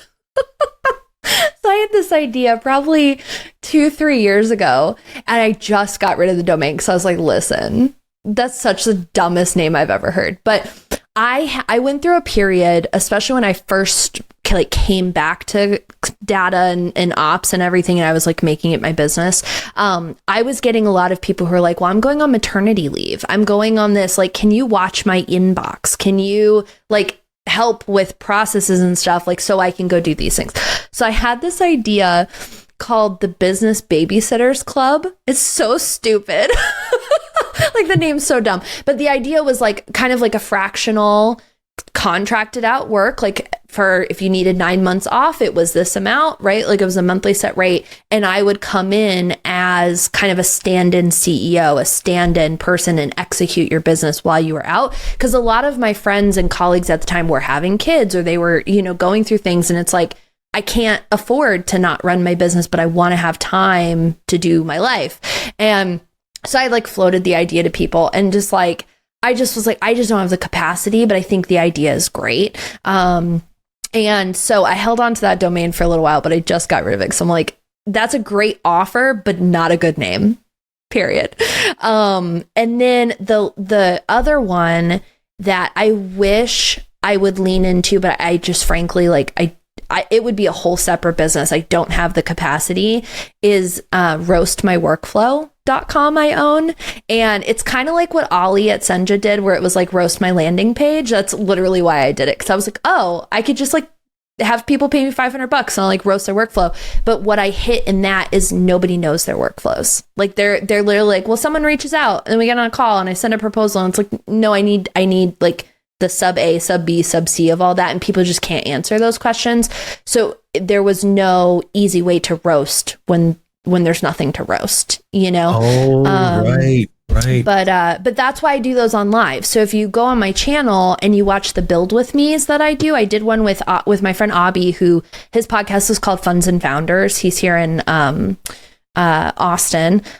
We like live built his podcast hub on Notion and like went through his whole workflow. I did it also for Liz, who owns PopCut. We did that live. So like, instead of roasting and just getting paid a one-off, I try to invite people onto my channel and be like, let's like have a public conversation about it. And let's like come up with like outcomes after. And so, you know, like Abby got like a full Notion workspace built, and I technically sell it. You know, that's always my agreement. Like anything I build, I'm allowed to sell. But that's been really fun to explore on my channel and bring people on. You're first of all making content while you're doing it, and then you also sell it off as a product. This was actually a lot of fun. It was long overdue, so I figured we'd be on for a while. So, and to be honest, like the time went by so fast. I will just say I'm very grateful that you weren't just like Notion, because that's all people want when I go on their shows, and it's very I'm tired. So I really appreciate a different conversation today. So, well, yeah, I think it was like, for me, it was just like to know the person. Like, that's what I always try to strive for, is like learn about like, what's this person? How did they get there? Why did they do what they do? That's what I'm more curious about. And it also helps me think like what would Sara do in this situation? Now I can like have so many reference points. So I'm like, what would Sara do in this situation? Oh my God, we should build a custom ChatGPT of that. And just upload like every thought I've ever had, an opinion, and then just call it like WWSD. What would Sara do? You know what? Actually, one of the things I actually ended up doing is I exported out. I got somebody on Fiverr to do this for me. I don't have time to do it. And I also don't have the bandwidth to figure out like how to actually do it myself. Okay. So I just said, go and scrape my entire blog, and then download all the transcripts from all my YouTube videos. Man. Took all of that and then just plugged it into GPT. And now it's like I have a thinking partner. So like when I'm doing something, it already has my tone of voice. It knows like how I think, what are the things I will not say. And so it's because I'm constantly building on top of it, it's getting better and better and better and better. So it retains my authentic sort of angle and perspective. Yeah. And then I don't have to like be like constantly like, oh, you are now an expert, and you like, I don't have to do any of that crap. I'm just like, here's an idea I'm thinking about, and then I'll just write like a quick outline, feed it, and then pretty much the first draft comes out pretty good, and then obviously I have to go edit and whatever, fact check, blah blah blah. But it's pretty good. I think that's like a really good way. I think I tried to do that first with Claude, but the context window is a little bit smaller on the projects. I never even tried Claude. Everyone's like, you've got to get on it. I'm like, I don't have the capacity. I can't. Yeah, I can't get on another tool. Yeah. I mean, that's basically what I did with Lizzie. I mean, that's how I built my AI account executive. Yeah. I just plugged everything in, and I said, you know, this is the persona I want. Smart. So she's she's not only like built custom in Zapier for like everything, and she's pretty much entirely triggered by emojis across like Slack and Notion, but she's a custom ChatGPT, so she handles it all. So I like that little touch, just triggered by emojis. No, seriously, like, okay, so for instance, like a client just paid their invoice, and I have like a dump channel on Slack that like everything goes to, and then if I respond to this like Stripe push and put the like the money bag emoji, it will add it to my finances in Notion, right? So like that's like one example of using an emoji. Or like if I dump an idea in here, like I'm literally looking, okay, so I have a content idea. I want to do a long form video on how to prep your SOPs for a platform migration, because side quest, I'm working with this startup right now that we're migrating them from Slite to Notion, and I have been pulling like 18-hour days for over a month trying to get this done, because it had to be all manual and I didn't know. And like I'm like every picture I am downloading and re-uploading and like reformatting code. Like, I have migrated over 2,000 docs solely on my own on this project. And so I had an idea, like, you need to prep your own shit. Like, I should not be migrating stuff you don't need. And so if I literally click like the crayon emoji, it will add it to my content calendar. So I just like will literally dump and dump and dump. And then either once a day or once a week, I go through. And so there's certain emojis in here that trigger Lizzie to like reply to a client, send an email, do different things. So that's how I'm a solo business, is I literally I built an account executive who is a robot. So I mean, you've been building agents before agents became a thing. Oh, I didn't even know that was what I built. And then now all of a sudden, like, agents is the term now. And I'm like, I guess that's what I did. Yeah, I had no idea. That that's what I was doing. I was just like, you know how it started? I'll tell you this one last story, and then I swear I will let you go, because I'm getting hungry too. Like, you're like, I split the atom. I don't even know how I did it, but it just I don't know. No, basically, I worked with this client who ironically has a podcast. He does like crypto stuff, and he needed like a production tracker in Notion, and he owed me like $400 or $500 left on the project. I spent 4 months trying to get $500 from this guy. I'm not even kidding you. And like, it was annoying, kind of like, it was the most disrespect. And it wasn't, I didn't need the money. Like, the money was gone and spent at that point, right? Like, I didn't need the money, but it was the respect aspect. And I had seen something online where a couple of women, I'm in this like freelancing females group, and somebody was like, I have a fake accountant. It's like an alias email, and I have a fake person that sends my invoices so that men will respect me, right? I've never had an issue. Most of my clients are men. Like, I've never had I'm not that side of the world, you know? And I was like, there's no way that works, right? There's no way that it's that simple to just send the invoice from a different name. So I go into ChatGPT and I'm like, I need a fake accountant, and I want her to be nice, but like also like, you know, like stand her ground, give her a full name. And that's literally how Lizzie was born. That is literally how Lizzie Benson became my account executive. And so I prep this, right? And I have ChatGPT write the email like, hey, you're, you know, so-and-so, you know, so many days overdue. We're going to start charging you a late fee, blah, blah. Kid you not, 20 minutes later, it was paid. I'm not even lying. And I'm like, how is this a thing? So then I started sitting and I was like, well, what else can Lizzie do for me? If she can send an invoice and it gets paid, like what other? So now she is my AI note taker. Her headshot, her name, everything is in my AI note taker. Which note taker are you using? Circleback. Okay. I'm obsessed with what Ali is building. I'm really hoping I can see them when I go to New York and like hang out. Okay. So she is the name of my AI note taker. Her picture is there. It just looks like her video is turned off. I'm not even lying. Then in my pipeline in Notion, if I move it from sales call to send onboarding, I have a couple variations depending on what you're onboarding for. Then that triggers Lizzie to create the invoices in Stripe, prep the contract, change anything that needs to happen, drafts the onboarding email, customizes it with dates and things from Notion that auto calculates, because every client goes through a 90-day window. And so there's milestones already pre-built. And so she just plugs in the calendar dates to make it real, then sends all of that to the client. If they don't respond in 72 hours, she automatically sends a follow-up like, hey, you still interested? Like, let us know if you need more time to decide, whatever.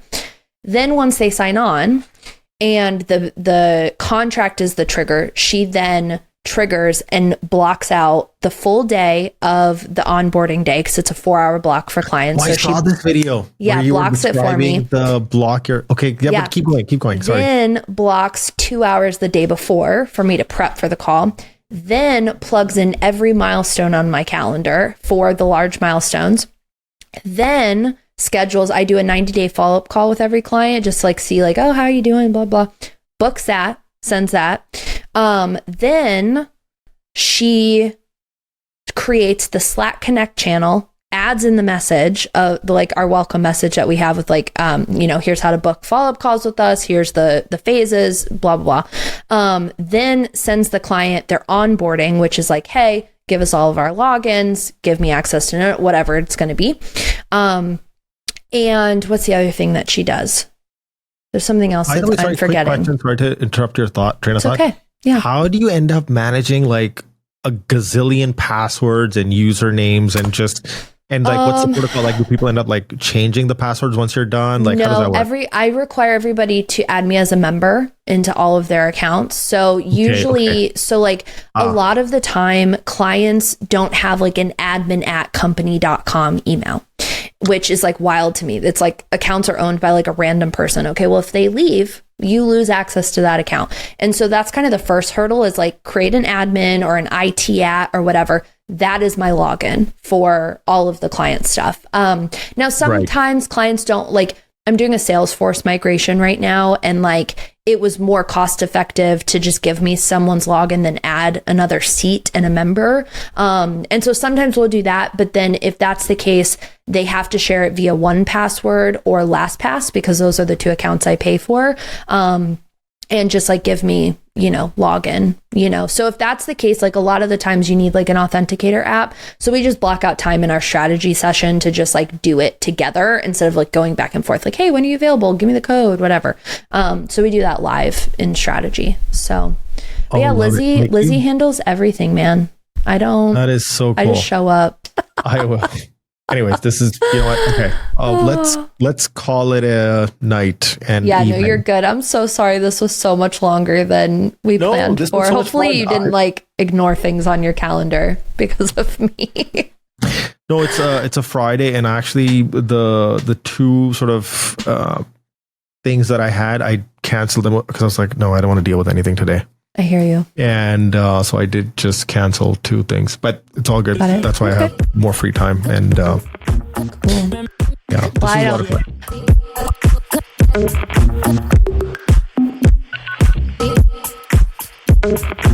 fun.